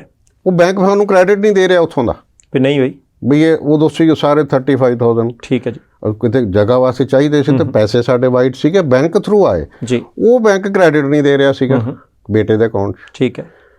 ਫਿਰ ਉਹਨਾਂ ਨੇ CRA ਨੂੰ ਬੁਲਾ ਲਿਆ। ਅੱਛਾ ਜੀ। ਹਾਂ ਬਿਲਕੁਲ, ਸਾਡੇ ਬੈਠਿਆ ਬੈਂਕ ਵਾਲਿਆਂ ਨੇ। ਮੈਂ ਕਿਹਾ ਯਾਰ ਸਾਡੀ ਵਾਈਟ ਮਨੀ ਆ, CRA ਕੀ ਕਹਿੰਦਾ ਜੀ, ਸ਼ੋ ਵੀ ਯੂਅਰ ITRs। ਐਂਡ ਖੜੇ ਪੈਰ ਮੈਂ ਆਪਣੇ ਆਫਿਸ 'ਚੋਂ ਆਪਣੀ ITR ਦੀਆਂ ਕਾਪੀਆਂ ਮੰਗਾਈਆਂ ਜੀ, ਉਹਨਾਂ ਨੂੰ ਤਸੱਲੀ ਕਰਾਈ, ਜਿੰਨੀ ਮੈਂ ਪੈਸੇ ਭੇਜੇ ਨੇ ਇਹਦੇ ਨਾਲ 3 ਗੁਣਾ ਤੇ ਮੇਰੀ ITR ਹੈ, ਦੈਨ ਇਹ ਅਲਾਉਡ ਵੀ ਕਰਾ ਇਹ ਸਹੀ ਪੈਸੇ ਨੇ, ਲੀਗਲ ਪੈਸੇ ਨੇ। ਦੇਖੋ ਫਿਰ ਇਹ ਤੇ ਸੀਗਾ ਟ੍ਰਾਂਸਫਰ ਜੀ, ਤੁਸੀਂ ਮੈਨੂੰ ਦੱਸੋ ਕੈਸ਼ ਜਮ੍ਹਾਂ ਕਰਾ ਲਓਗੇ ਉੱਥੇ ਜਾ ਕੇ? ਆਪੀ ਹਵਾਲੇ 'ਚ ਜੇ ਪੈਸੇ ਇੱਧਰ ਉੱਧਰ ਹੋ ਜਾਣਗੇ ਤੇ ਵੱਡੇ ਫਾਈਨ ਨੇ, ਵੱਡੀਆਂ ਸਜ਼ਾਵਾਂ ਨੇ ਜੀ, ਕਿਉਂਕਿ ਆਮ ਤੌਰ ਤੇ ਹੁੰਦਾ ਅਸੀਂ ਤਾਂ ਇੰਨੇ ਕੀ ਭੇਜਣੇ ਸੀ। ਦੇਖੋ ਜਿਹੜੀਆਂ ਸਜ਼ਾਵਾਂ, ਜੇ ਤਾਂ ਇਨਕਮ ਟੈਕਸ ਦੀਆਂ ਤੇ ਪੈਨਲਟੀਆਂ ਇੱਥੇ ਹੀ ਪੈਂਦੀਆਂ ਨੇ। ਠੀਕ ਹੈ ਜੀ। ਜਿਹੜਾ ਫੈਮਾ ਹੈਗਾ ਜੀ, ਪਹਿਲਾਂ ਹੁੰਦਾ ਸੀ ਫੈਰਾ, ਉਹ 'ਚ ਉਹਦੇ ਸਜ਼ਾਵਾਂ ਵੀ ਹੁੰਦੀਆਂ ਸੀਗੀਆਂ। ਠੀਕ ਹੈ ਜੀ। ਹੁਣ ਇਹਨਾਂ ਨੇ ਕਨਵਰਟ ਕਰ ਦਿੱਤਾ ਹੋਇਆ ਫੈਮਾ, ਹੁਣ ਉਹ 'ਚ ਸਿਵਲ ਪ੍ਰੋਸੀਡਿੰਗਸ। ਠੀਕ ਹੈ ਜੀ। ਪਰ ਜੇ ਵੱਡੀ ਅਮਾਉਂਟ ਆਉਂਦੀ ਉਹਨੂੰ ਮਨੀ ਲਾਂਡਰਿੰਗ ਚਲਾਉਂਦੇ ਨੇ, ਉੱਥੇ ਪ੍ਰੋਸੀਕਿਊਸ਼ਨ ਆ। ਠੀਕ ਹੈ। ਜਿਹੜੇ ਵੱਡੇ ਵੱਡੇ ਲੀਡਰਾਂ ਦੀਆਂ ਖਬਰਾਂ ਆਉਂਦੀਆਂ ਮਨੀ ਲਾਂਡਰਿੰਗ ਲੱਗਦੀ ਉੱਥੇ, ਹੁਣ ਉੱਥੇ ਫੈਮਾ ਨਹੀਂ ਲੱਗਦੀ। ਅੱਗੇ ਤਾਂ ਫੈਰਾ 'ਚ ਫੜ ਲੈਂਦੇ ਸੀ ਜੇ ਫਾਰਨ ਕਰੰਸੀ ਪਕੜੀ ਗਈ, ਹੁਣ ਉਹਨੂੰ ਮਨੀ ਲਾਂਡਰਿੰਗ ਚਲਾਉਂਦੇ ਨੇ। ਉਹ ਬੜੀ ਖਤਰਨਾਕ ਪ੍ਰੋਸੀਡਿੰਗਸ ਹੈਗੀਆਂ ਨੇ। ਠੀਕ ਹੈ ਜੀ। ਸੋ ਜੋ ਅਸੀਂ ਪਹਿਲਾਂ ਕਿਹਾ, ਜੇ ਕੋਈ ਰਿਸ਼ਤੇਦਾਰ ਇਹ ਕਹੇ ਵੀ ਬੈਂਕ ਵੱਲ ਜਾ ਕੇ ਪੰਗਾ ਨਾ ਲਵੋ, ਉਹ ਸਗੋਂ ਖਿੜੇ ਮੱਥੇ ਲਵੋ। ਠੀਕ ਹੈ ਜੀ। ਤੁਹਾਨੂੰ ਕੋਈ ਰੁਕਾਵਟ ਆਉਂਦੀ, ਤੁਹਾਡਾ ਕਾਨੂੰਨ ਸਾਡਾ ਸਾਥ ਦਿੰਦਾ ਜੀ, ਤੁਹਾਨੂੰ ਕੋਈ ਕੁਝ ਨਹੀਂ ਹੁੰਦਾ। ਦੂਜੇ ਪਾਸੇ ਚੱਲ ਕੇ ਤੁਸੀਂ ਆਪਣੀਆਂ ਮੁਸੀਬਤਾਂ ਆ ਵਧਾਓਗੇ। ਅੱਛਾ ਛਾਬੜਾ ਸਾਹਿਬ, ਤੁਸੀਂ ਕਹਤਾ ਜੀ ਇਨਕਮ ਟੈਕਸ ਭਰਨੀ ਚਾਹੀਦਾ NRI ਨੂੰ ਵੀ, ਇੱਥੇ ਜੇ ਇਨਕਮ ਆਉਂਦੀ ਹੈ। ਅਸੀਂ ਤਾਂ 3 ਸਾਲ ਆਉਂਦੇ ਹੀ ਨਹੀਂ, ਜਾਣੀ ਤੁਸੀਂ ਤਾਂ ਇੱਕ ਤਰੀਕ ਦੇ ਦਿੰਦੇ ਹੋ, ਤੁਸੀਂ ਮੈਸੇਜ ਪਾ ਦਿੰਦੇ ਹੋ ਆਪਦੇ ਬੰਦਿਆਂ ਨੂੰ ਕਿ ਭਾਈ, ਜਾਣੀ ਅਸੀਂ ਫਿਰ ਉੱਧਰ ਬੈਠ ਕੇ ਸਪੈਸ਼ਲ 2 ਲੱਖ ਦੀ ਟਿਕਟ ਖਰਚ ਕੇ ਛਾਬੜਾ ਸਾਹਿਬ ਦੇ ਦਫ਼ਤਰ ਆਈਏ ਜਾਂ ਵੀ ਜਾਣੀ ਟੈਕਸ ਭਰ ਦਿਓ ਸਾਡਾ, ਕਿ ਕੋਈ ਹੋਰ ਢੰਗ ਨਹੀਂ? ਨਹੀਂ WhatsApp ਕੋਈ ਲੋੜ ਨਹੀਂ 2 ਲੱਖ ਕਰਨ ਦੀ, ਤੁਹਾਡੇ ਕੋਲ ਤਾਂ ਕਿਸੇ ਵਕੀਲ ਨੇ ਪੈਸੇ ਨਹੀਂ ਲੈਣੇ, ਵਕੀਲ ਦੀ ਇਹਦੀ ਫੀਸ ਵੀ ਨਹੀਂ ਹੋਣੀ ਜਿੰਨੀ 2 ਲੱਖ ਦੀ ਟਿਕਟ ਸੁਣਾਤੀ। ਇਹ ਅੱਜ ਕੱਲ੍ਹ ਪ੍ਰੋਵੀਜ਼ਨ ਹੈ, ਰਿਟਰਨ ਆਨਲਾਈਨ ਹੈ। ਠੀਕ ਹੈ ਜੀ। ਤੁਹਾਨੂੰ ਅਗਰ ਆਪ ਥੋੜ੍ਹੀ ਜਿਹੀ ਅਵੇਅਰਨੈਸ ਰਿਟਰਨ ਫਾਈਲ ਕਰਨ ਦੀ, ਤੁਸੀਂ ਆਪਣੇ ਉੱਥੇ ਘਰ ਬੈਠੇ ਆਪਣੇ ਲੌਗਇਨ ਕਰਕੇ ਤੁਸੀਂ ਖੁਦ ਰਿਟਰਨ ਭਰ ਸਕਦੇ ਹੋ। ਛਾਬੜਾ ਸਾਹਿਬ ਜਿਹਨੂੰ ਤਾਂ ਅਵੇਅਰਨੈਸ ਹੈਗੀ ਆ ਉਹਨੂੰ ਤਾਂ ਲੋੜ ਨਹੀਂ, ਤੁਸੀਂ ਦੂਜਿਆਂ ਦੇ ਦੱਸੋ। ਦੂਜਿਆਂ ਦਾ ਇਹ ਹੁੰਦਾ ਬਈ ਇੱਕ ਡਿਜੀਟਲ ਸਿਗਨੇਚਰ ਸਰਟੀਫਿਕੇਟਸ ਇਸ਼ੂ ਹੁੰਦੇ ਨੇ, ਠੀਕ ਹੈ, ਰੈਕੋਗਨਾਈਜ਼ਡ ਬਾਈ ਗਵਰਨਮੈਂਟ ਹੈਗੇ ਨੇ ਜੀ। ਇੱਕ ਵਿਅਕਤੀ ਅਗਰ ਲੈਂਦਾ ਉਹ 2 ਸਾਲ ਉਹਦੀ ਵੈਲਿਡਿਟੀ ਹੁੰਦੀ ਹੈ, ਠੀਕ ਹੈ ਜੀ। ਉਹਦੇ ਵਿੱਚੋਂ ਆਈਡੀ ਵਗੈਰਾ ਸਾਰੀ ਲੈ ਲੈਂਦੇ ਨੇ, ਠੀਕ ਹੈ। ਤੁਸੀਂ ਕੌਂਸਲ ਨੂੰ ਅਥੋਰਾਈਜ਼ ਕਰਤਾ ਵੀ ਮੇਰੇ ਆਹ ਡਾਟਾ, ਅੱਜ ਕੱਲ੍ਹ ਤਾਂ ਇਹ ਡਾਟਾ ਸ਼ਾਇਦ ਤੁਸੀਂ ਅਗਰ 26 AS ਜਾਂ AIS ਅਸੀਂ ਖੋਲ੍ਹਦੇ ਹਾਂ ਲੌਗਇਨ ਕਰਕੇ, ਸਾਨੂੰ ਉੱਥੋਂ ਪਤਾ ਲੱਗ ਜਾਂਦਾ ਵੀ ਡਿਪਾਰਟਮੈਂਟ ਦੇ ਕੋਲ ਤੁਹਾਡੇ ਬਾਰੇ ਕੀ ਇਨਫੋਰਮੇਸ਼ਨ ਹੈ। ਤੁਹਾਨੂੰ ਘੱਟ ਹੋਏਗੀ, ਤੁਸੀਂ ਭੁੱਲ ਗਏ ਹੋਵੋਗੇ, ਪਰ ਮਹਿਕਮੇ ਕੋਲ ਆ ਗਈ, ਉੱਥੋਂ ਰਿਟਰਨ ਤਿਆਰ ਹੋ ਜਾਂਦੀ ਜੀ। ਕੁਛ ਗੱਲਾਂ ਸਾਨੂੰ ਐਸਐਸਸੀ ਆਪ ਦੱਸਦਾ ਜੀ ਵੀ ਇਹ ਮੇਰੀ ਇਨਕਮ ਆ ਰਹੀ ਹੈ ਜੀ। ਹੁਣ ਜਿੱਦਾਂ ਖੇਤੀ ਦਾ ਆ ਰਿਹਾ ਹੜ੍ਹ ਆ, ਸਾਨੂੰ ਨਹੀਂ ਪਤਾ ਜੀ, ਨਾ ਹੀ ਉੱਥੇ ਰਿਪੋਰਟ ਹੁੰਦਾ ਪਿਆ, ਉਹ ਫਿਰ ਆਪ ਦੱਸਿਆ ਕਿਉਂਕਿ ਵਾਈਟ ਮਨੀ ਹੁੰਦੀ ਹੈ। ਉਹ ਚੀਜ਼ਾਂ ਨੂੰ ਕੰਸੀਡਰ ਕਰਕੇ ਅਸੀਂ ਖੁਦ ਰਿਟਰਨ ਭਰ ਦਿੰਦੇ ਹਾਂ ਜੀ, ਤੇ ਉਹਨਾਂ ਦੇ ਡਿਜੀਟਲ ਸਿਗਨੇਚਰ ਨਾਲ ਵੈਰੀਫਾਈ ਕਰ ਦਿੰਦੇ ਹਾਂ। ਠੀਕ ਹੈ ਜੀ, ਤੁਹਾਨੂੰ ਕਿਸੇ ਨੂੰ ਆਉਣ ਦੀ ਲੋੜ ਨਹੀਂ, ਬਿਲਕੁਲ ਨਹੀਂ ਜੀ। ਅੱਛਾ ਛਾਬੜਾ ਸਾਹਿਬ, ਇੱਕ ਚੀਜ਼ ਹੋਰ, ਤੁਸੀਂ ਵਿਦੇਸ਼ਾਂ 'ਚ ਤੁਹਾਡੇ ਚੱਕਰ ਲੱਗਦੇ ਰਹਿੰਦੇ ਆ, ਜਿੰਨੀ ਕੁ ਜਾਣਕਾਰੀ ਸਾਨੂੰ ਦੇ ਸਕੋ, ਅਸੀਂ ਜੇ ਕੈਨੇਡਾ ਤੋਂ ਭਾਰਤ ਆਉਣਾ ਤੇ ਅਸੀਂ ਡਾਲਰ ਕਿੰਨੇ ਲਿਆ ਸਕਦੇ ਹਾਂ, ਤੇ ਜੇ ਜਾਣਾ ਤਾਂ ਕਿੰਨੇ ਲਿਜਾ ਸਕਦੇ ਹਾਂ? ਦੇਖੋ, ਜਿਹੜੇ ਤੁਸੀਂ ਜਾਣਾ ਤੁਹਾਡੇ ਵਾਸਤੇ ਲਿਮਿਟ 5000 ਰੁਪਈਆ, $5000, $5000। ਉਹਦੇ ਕੋਲ ਬਿੱਲ ਬੱਤੀ ਵੀ ਰੱਖਣੀ ਪੈਣੀ, ਤੁਸੀਂ ਵੱਧ ਜਿੰਨੇ ਮਰਜ਼ੀ ਲੈ ਆਓ, ਤੁਹਾਨੂੰ ਕੋਈ ਰੋਕੇਗਾ ਨਹੀਂ, ਪ੍ਰੋਵਾਈਡਡ ਨਹੀਂ। ਲੈ ਕੇ ਆਓ, ਲੈ ਕੇ ਵੀ ਆਣੇ, ਲੈ ਕੇ ਵੀ ਜਾਣੇ, ਠੀਕ ਹੈ ਜੀ। ਇੱਕ ਤੇ ਲਿਮਿਟ ਹੈਗੀ ਜਦੋਂ ਤੁਹਾਨੂੰ ਪੁੱਛਣਾ ਕੁਝ ਨਹੀਂ, ਉਹਨਾਂ 5000 ਤੱਕ ਕੋਈ ਨਹੀਂ ਪੁੱਛਦਾ, ਪੁੱਛਣਾ ਕੁਝ ਨਹੀਂ ਕਿਸੇ ਨੇ, ਠੀਕ ਹੈ। ਵੱਧ ਤੁਸੀਂ ਭਾਵੇਂ 50000 ਲੈ ਆਓ ਜੀ, ਪਰ ਤੁਹਾਡੇ ਕੋਲ ਉਹਦੀ ਸਲਿੱਪ ਹੋਣੀ ਚਾਹੀਦੀ, ਤੁਸੀਂ ਇਹ ਲਏ ਕਿੱਥੋਂ, ਵੀ ਬੈਂਕ ਚੋਂ ਮੈਂ ਕਢਾ ਕੇ ਲਿਆ, ਬੈਂਕ ਚੋਂ ਲਏ ਨੇ, ਕਿਹੜੇ ਚੈਨਲ ਤੋਂ ਲਏ ਨੇ, ਉਹ ਨਾਲ ਰੱਖੋਗੇ, ਠੀਕ ਹੈ ਜੀ। ਫਿਰ ਤੁਹਾਨੂੰ ਇੱਥੇ ਇੰਡੀਆ ਪੋਰਟ ਤੇ ਆ ਕੇ ਜੀ ਤੁਹਾਨੂੰ ਇੱਕ CDF ਮਿਲੇਗਾ, ਕਰੰਸੀ ਡੈਕਲੇਰੇਸ਼ਨ ਫਾਰਮ, ਉੱਥੇ ਆ ਕੇ ਤੁਸੀਂ ਡਿਕਲੇਅਰ ਕਰੋ, ਉਹ CDF ਮਿਲੇਗਾ, ਠੀਕ ਹੈ। ਕਰੰਸੀ ਤੁਹਾਡੇ ਕੋਲ ਆ ਗਈ, ਨਾਲ CDF ਆ ਗਿਆ, ਉਹ ਜਿਹੜਾ ਕਰੰਸੀ ਡੈਕਲੇਰੇਸ਼ਨ ਫਾਰਮ ਉੱਥੋਂ ਮਿਲਿਆ ਤੁਹਾਨੂੰ ਪੋਰਟ ਤੋਂ ਜੀ, ਉਹ ਆਪਣੇ ਬੈਂਕ ਕੋਲ ਲੈ ਕੇ ਚਲੇ ਜਾਓ, ਠੀਕ ਹੈ, ਤੇ ਤੁਹਾਨੂੰ ਬੈਂਕ ਜਮ੍ਹਾਂ ਕਰ ਲਏਗਾ, ਨਹੀਂ ਤਾਂ ਨਹੀਂ ਕਰੇਗਾ, ਠੀਕ ਹੈ ਜੀ। ਇਹ ਨਹੀਂ ਹੈਗਾ 5000 ਤੋਂ ਵੱਧ ਨਹੀਂ ਕਰ ਸਕਦੇ, ਜਿੰਨੇ ਮਰਜ਼ੀ ਲਵੋ ਜੀ। ਹੁਣ ਸੇਮ ਇੱਧਰੋਂ ਹੈਗਾ ਜੀ, ਮੈਂ ਜਾਣਾ ਅਦਰਵਾਈਜ਼ ਤਾਂ ਮੈਂ ਆਪਣਾ ਪਾਸਪੋਰਟ ਦਿਖਾਣਾ ਤੇ ਮੈਨੂੰ 3000 ਦੀ ਐਂਟਾਈਟਲਮੈਂਟ ਆ, ਠੀਕ ਹੈ। ਤੁਹਾਨੂੰ ਕੋਈ ਵੀ ਬੈਂਕ, ਕੋਈ ਵੀ ਜਿਹੜਾ ਫੁੱਲ ਫਲੈਜ ਬਣੀ ਚੇਂਜਰ ਹੈ, 3000 ਤੋਂ ਵੱਧ ਇੱਕ ਪਾਸਪੋਰਟ ਤੇ ਨਹੀਂ ਦੇਗਾ ਜੀ। ਪਰ ਇੱਕ ਧਾਰਨਾ ਬਣ ਗਈ 10000 ਤੱਕ ਪੁੱਛਦਾ ਕੁਝ ਨਹੀਂ ਜੀ, ਉਹ ਪਤਾ ਕਿਉਂ ਬਣੀ ਹੈ ਜੀ। ਤੁਸੀਂ ਜਦੋਂ ਲੈਂਡ ਕਰਦੇ ਹੋ ਨਾ ਕੈਨੇਡਾ, ਉੱਥੇ ਇੱਕ ਫਾਰਮ ਭਰਵਾਉਂਦੇ, ਹਾਂਜੀ ਲਿਖਿਆ ਹੁੰਦਾ, ਉੱਥੇ ਲਿਖਿਆ ਹੁੰਦਾ ਵੀ ਤੁਸੀਂ 10000 ਤੋਂ ਵੱਧ ਕੋਈ ਗਿਫਟ, ਕੋਈ ਕੈਸ਼, ਕੋਈ ਕਰੰਸੀ, ਕੋਈ DD ਲੈ ਕੇ ਤਾਂ ਨਹੀਂ ਆਏ ਜੀ। ਤੇ ਲੋਕ ਸਮਝਦੇ ਵੀ 10000 ਤੋਂ ਪੁੱਛਦਾ ਕੋਈ ਨਹੀਂ, ਪੁੱਛਣਾ ਤੇ ਇੰਡੀਆ ਨੇ ਜੀ। ਜੇ ਏਅਰਪੋਰਟ ਤੋਂ ਜ਼ਿਆਦਾ ਪਕੜੇ ਗਏ ਤੁਹਾਡੇ ਕੋਲੋਂ, ਉਹਨੇ ਕਹਿਣਾ ਕਿੱਥੋਂ ਲਏ ਜੀ। ਇੱਥੋਂ ਵੀ ਤੁਸੀਂ ਬੈਂਕ ਦੇ ਕੋਲੋਂ ਕੈਸ਼ ਕਰੰਸੀ ਵੀ ਲਿਜਾ ਸਕਦੇ ਹੋ, ਉਹ ਉੱਪਰ ਕਿਤੇ ਦਰਜ ਹੁੰਦੀ ਹੈ। ਹਾਂ ਬਿਲਕੁਲ ਜੀ, ਤੁਸੀਂ ਪਾਸਪੋਰਟ ਆਪਣਾ ਦਿਓ, ਪੈਸੇ ਉਹਨਾਂ ਨੂੰ ਦਿਓ ਜੀ, ਤੇ ਉਹ ਤੁਹਾਨੂੰ ਰਸੀਦ ਕੱਟ ਕੇ ਦੇਣਗੇ। ਬੈਂਕ ਵੀ ਦੇ ਸਕਦਾ, ਜਿਹੜੇ ਫੁੱਲ ਫਲੈਜ ਮਨੀ ਚੇਂਜਰ ਨੇ, ਆਮ ਲਾਇਸੈਂਸ ਮਿਲੇ ਨੇ, ਉਹ ਵੀ ਦੇ ਸਕਦੇ। ਪੁੱਛੇ ਜਾਣ ਤੇ ਤੁਸੀਂ ਜਾ ਕੇ ਏਅਰਪੋਰਟ ਤੇ ਦਿਖਾਓ ਜੀ ਆ ਮੈਂ ਲੈ ਕੇ ਆਇਆ, ਮੇਰੇ ਅਕਾਊਂਟ ਚੋਂ, ਮੈਂ ਫਲਾਣੇ ਕੋਲ ਲਏ ਨੇ, ਉਹ ਆਪਣੀ ਰਸੀਦ ਦੇਗਾ ਲਾਇਸੈਂਸ ਵਾਲੀ, ਠੀਕ। ਜਾਨੀ ਜੇ ਮੇਰੇ ਕੋਲ ਕੈਨੇਡੀਅਨ ਕਰੰਸੀ ਆ ਪਰ ਮੇਰੇ ਕੋਲ ਰਸੀਦ ਨਹੀਂ, ਮੇਰੇ ਪਾਸਪੋਰਟ ਤੇ ਕਿਤੇ ਚੜਿਆ ਨਹੀਂ, ਤਾਂ ਉਹ ਤਕਰੀਬਨ ਗੈਰ ਕਾਨੂੰਨੀ ਹੈ। ਇਹਨਾਂ 'ਚ ਤਕਰੀਬਨ ਨਹੀਂ, ਸਾਰੇ ਗੈਰ ਕਾਨੂੰਨੀ, ਤਕਰੀਬਨ ਤੇ ਨਾ ਹੀ ਨਾ ਲਵੋ, ਪਰ ਆਪਾਂ ਤਾਂ ਲਈ ਜਦ ਤੱਕ ਤੁਹਾਡੇ ਕੋਲ ਇਨਵਾਇਸ ਨਹੀਂ ਹੈ ਉਹਦੀ, ਠੀਕ ਹੈ ਜੀ। ਉਹ ਤੁਹਾਨੂੰ ਬੈਂਕ ਵੀ ਇਨਵਾਇਸ ਇਸ਼ੂ ਕਰੂਗਾ, ਠੀਕ ਹੈ ਜੀ। ਮਨੀ ਚੇਂਜਰ ਜਿਹੜੇ ਫੁੱਲ ਫਲੈਜ ਨੇ ਉਹ ਇਨਵਾਇਸ ਇਸ਼ੂ ਕਰਨਗੇ ਜੀ, ਉੱਥੇ ਤਾਂ ਆਇਡੈਂਟੀਫਾਈ ਹੋ ਜਾਂਦੀ, ਉੱਤੇ ਲਾਇਸੈਂਸ ਨੰਬਰ ਲਿਖਿਆ ਹੁੰਦਾ, ਬਿਲਕੁਲ ਠੀਕ ਹੈ ਜੀ। ਜੇ ਕੋਈ ਗੱਲ ਨੂੰ ਵੈਰੀਫਿਕੇਸ਼ਨ ਗਲਤ ਆਉਂਦੀ ਤਾਂ ਉਹਦਾ ਕਸੂਰ ਹੈ ਨਾ, ਜਿਹਨੇ ਬੰਦੇ ਨੇ ਦਿੱਤੇ, ਇਸ ਕਰਕੇ ਤੁਹਾਨੂੰ ਯੂ ਵਿਲ ਬੀ ਬੇਲਡ ਆਊਟ, ਤੁਹਾਨੂੰ ਕਿਸੇ ਨੇ ਕੁਝ ਨਹੀਂ ਕਹਿਣਾ। ਛਾਬੜਾ ਸਾਹਿਬ, ਜਾਂਦੇ ਕੋਈ ਹੋਰ ਸਾਨੂੰ ਸਲਾਹ ਦੇਣੀ ਹੋਵੇ ਜਿਹਦੇ ਨਾਲ ਅਸੀਂ ਕੱਲ੍ਹ ਨੂੰ ਕਸੂਤੇ ਨਾ ਫਸੀਏ, ਕਿਉਂਕਿ ਅਸੀਂ ਸਹੀ ਦਫ਼ਤਰ ਦੇ ਵਿੱਚ ਜਾਣ ਤੋਂ, ਸਹੀ ਸਰਚ ਕਰਨ ਤੋਂ ਗੁਰੇਜ਼ ਕਰਨ ਵਾਲੇ ਹੀ ਆ, ਸੁਣੀ ਸੁਣਾਈ ਗੱਲ ਕਰਨ ਵਾਲੇ ਆ। WhatsApp ਸਿਰਫ ਮੇਰੇ ਜਿਹੜੇ NRI ਭਰਾ ਨੇ ਜੀ, ਤੁਹਾਨੂੰ ਵੀ ਮੈਂ ਸਲਾਹ ਦੇ ਰਿਹਾ, ਠੀਕ ਹੈ।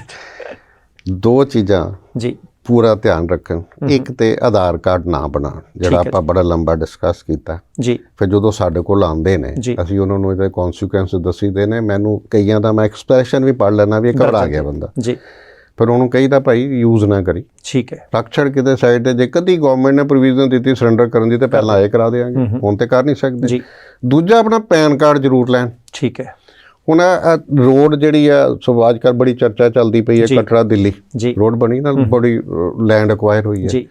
ਹੁਣ ਵਿਚਾਰੇ ਆਂਦੇ ਉਹਨਾਂ ਕੋਲ ਪੈਨ ਹੈ ਨਹੀਂ ਜੀ, ਕਿਸੇ ਨੂੰ ਅਥਰਾਈਜ਼ ਕਰ ਦੇ ਲਾ ਜਾ, ਮੇਰੇ ਪੈਸੇ ਉਹਨਾਂ ਨੂੰ ਡਾਕੂਮੈਂਟ ਦੇ ਕੇ ਪੈਸੇ ਲੈ ਲਾ। ਉਹਨਾਂ ਨੇ ਟੈਕਸ ਕੱਟ ਲਿਆ, ਟੈਕਸ ਕੱਟ ਕੇ ਉਹਨਾਂ ਜਮ੍ਹਾਂ ਕਰਾਤਾ, ਇਹਨਾਂ ਕੋਲ ਪੈਨ ਹੈ ਨਹੀਂ, ਉਹ ਰਿਫੰਡ ਹੀ ਨਹੀਂ ਆਉਣਾ, ਬਿਲਕੁਲ ਠੀਕ। ਕਿਉਂਕਿ ਕਈ ਜ਼ਮੀਨ ਜਿਹੜੀਆਂ ਵਾਲੀਆਂ 90% ਜ਼ਮੀਨਾਂ ਹੈਗੀਆਂ ਨੇ, ਉਹ ਬਾਹਰ ਪੈਂਦੀਆਂ ਨੇ, ਟੈਕਸੇਬਲ ਨਹੀਂ ਹੈਗਾ ਉਹਨਾਂ 'ਤੇ ਕੈਪੀਟਲ ਗੇਨ। ਇਸ ਕਰਕੇ ਹੈਗਾ ਵੀ 2 ਗੱਲਾਂ ਦਾ ਉੱਥੇ ਧਿਆਨ ਰੱਖਣ ਜੀ, ਆਧਾਰ ਨਹੀਂ ਬਣਾਉਣਾ, ਠੀਕ ਹੈ, ਪੈਨ ਜ਼ਰੂਰੀ ਬਣਾਉਣਾ। ਅਗਰ ਕਿਸੇ ਦਾ ਕੋਈ ਆਰਡੀਨਰੀ ਅਕਾਊਂਟ ਇੱਥੇ ਚੱਲਦਾ ਪਿਆ, ਜਦੋਂ ਇੱਥੇ ਰਹਿੰਦੇ ਸੀਗੇ ਉਦੋਂ ਬਣਿਆ ਸੀ, ਜਾਂ ਆਏ ਨੇ ਜਾਂ ਬੈਂਕ ਨੇ ਉੱਦਾਂ ਹੀ ਖੋਲ੍ਹ ਦਿੱਤਾ, ਉਹਨੂੰ NRO ਜ਼ਰੂਰ ਕਰ ਲੈ। ਬਿਲਕੁਲ ਠੀਕ ਹੈ। NRO ਦੇ ਨਾਲ ਹੀ ਇੱਕ ਅਕਾਊਂਟ ਬੈਂਕ ਵਾਲੇ ਹੋਰ ਵੀ ਖੋਲ੍ਹ ਦਿੰਦੇ ਨੇ, NRE, ਠੀਕ ਹੈ, ਨੌਨ ਰੈਜ਼ੀਡੈਂਟ ਐਕਸਟਰਨਲ ਅਕਾਊਂਟ। ਉਹਦਾ ਪੈਸੇ ਤਾਂ ਉੱਥੋਂ ਜਮ੍ਹਾਂ ਹੁੰਦੇ ਨੇ ਜੀ। ਅਤੇ ਜਿੱਦਾਂ ਅਸੀਂ NRO ਤੋਂ ਪੈਸੇ ਅਸੀਂ ਬਾਹਰ ਭੇਜਣੇ ਹੁੰਦੇ ਨੇ ਨਾ, ਇੱਦਾਂ ਹੀ ਇੱਕ ਸਿਸਟਮ ਹੈ। ਅਸੀਂ ਫਾਰਮ 15 CA-CB ਦੇ ਕੇ ਉਹ NRO ਤੋਂ ਅਸੀਂ NRE ਦੇ ਵਿੱਚ ਪੈਸੇ ਅਸੀਂ ਜਮ੍ਹਾਂ ਟ੍ਰਾਂਸਫਰ ਕਰ ਸਕਦੇ ਹਾਂ। ਠੀਕ ਹੈ ਜੀ। ਜਿਹਦਾ ਫਾਇਦਾ ਇਹ ਹੋਏਗਾ ਵੀ NRO 'ਤੇ ਤੁਹਾਨੂੰ ਟੈਕਸ ਕੱਟਿਆ ਜਾਂਦਾ ਵਿਆਜ 'ਤੇ, ਉਹਦਾ ਵਿਆਜ 'ਤੇ ਨਾ ਟੈਕਸ ਕੱਟਿਆ ਜਾਏਗਾ, ਨਾ ਹੀ ਉਹਦਾ ਵਿਆਜ ਇੰਡੀਆ ਦੇ ਵਿੱਚ ਟੈਕਸੇਬਲ ਹੈ। ਮੋਸਟਲੀ ਬੈਂਕਾਂ 'ਚੋਂ ਹੈਗੀ ਪ੍ਰੋਵੀਜ਼ਨ, ਹਰੇਕ ਬੈਂਕ ਦੇ ਵਿੱਚ ਜਿੱਥੇ NRO ਖੋਲ੍ਹਦਾ ਨਾਲ NRE ਜ਼ਰੂਰ ਖੋਲ੍ਹ, ਪ੍ਰੋਵੀਜ਼ਨ ਹੈਗਾ ਆ। ਬਿਲਕੁਲ ਹੈ। ਠੀਕ ਹੈ ਜੀ, ਕੋਈ ਬੈਂਕ ਵਾਲਾ ਨਾ ਨਹੀਂ ਕਰ ਸਕਦਾ। ਛਾਬੜਾ ਸਾਹਿਬ ਬਹੁਤ ਸ਼ੁਕਰੀਆ ਜੀ। ਸਵਾਲ ਆਉਣੇ ਆ ਤੇ ਅਸੀਂ ਤੁਹਾਨੂੰ ਫੇਰ ਹਾਕ ਮਾਰਨੀ ਹੈ।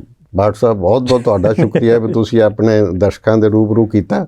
ਜਿਹੜਾ ਵੀ ਸਵਾਲ ਆਵੇ ਸਿਰ ਮੱਥੇ, ਕੋਈ ਪ੍ਰੋਬਲਮ ਨਹੀਂ। ਸ਼ੁਕਰੀਆ ਜੀ।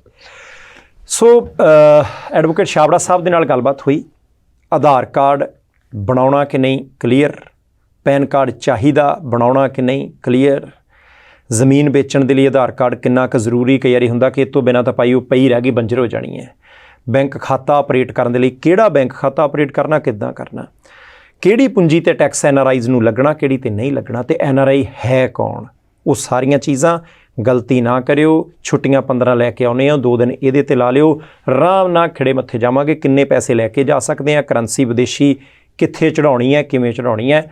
ਮਕਸਦ ਤੁਹਾਡੀਆਂ ਸਮੱਸਿਆਵਾਂ ਉਹਨਾਂ ਦਾ ਹੱਲ ਕਰਨ ਦਾ ਸੀ, ਸ਼ੰਕਾ ਦੂਰ ਕਰਨ ਦਾ ਸੀ। ਜੇ ਪ੍ਰੋਗਰਾਮ ਚੰਗਾ ਲੱਗਿਆ ਤਾਂ ਟਿੱਪਣੀ ਕਰ ਦਿਓ। ਸਵਾਲ ਕੋਈ ਹੋਇਆ ਤਾਂ ਵਧੀਆ ਪਰਿਵਾਰ ਦੇ ਵਿੱਚ ਬੈਠ ਕੇ ਪੜ੍ਹੀ ਸੁਣੀ ਜਾ ਸਕਣ ਵਾਲੀ ਪੰਜਾਬੀ ਭਾਸ਼ਾ ਦੇ ਵਿੱਚ ਆਪਣੇ ਸਵਾਲ ਲਿਖ ਦਿਓ। ਅਤੇ ਛਾਬੜਾ ਸਾਹਿਬ ਦਾ ਧੰਨਵਾਦ ਕਿ ਉਹ ਹਮੇਸ਼ਾ ਜਦੋਂ ਹਾਕ ਮਾਰਦੇ ਆਉਂਦੇ ਆ, ਅਤੇ ਉਮੀਦ ਕਰਦੇ ਹਾਂ ਕਿ ਤੁਹਾਨੂੰ ਪ੍ਰੋਗਰਾਮ ਚੰਗਾ ਲੱਗਾ ਹੋਊਗਾ। ਇੱਥੇ ਛਾਬੜਾ ਸਾਹਿਬ ਨੂੰ ਤੇ ਮੈਨੂੰ ਪਰਮਜੀਤ ਸਿੰਘ ਬਾਟ ਨੂੰ ਦਿਓ ਆਗਿਆ। ਦੇਖਦੇ ਰਹਿਣਾ ਪ੍ਰਾਈਮ ਏਸ਼ੀਆ TV, ਤੁਹਾਡਾ ਆਪਣਾ।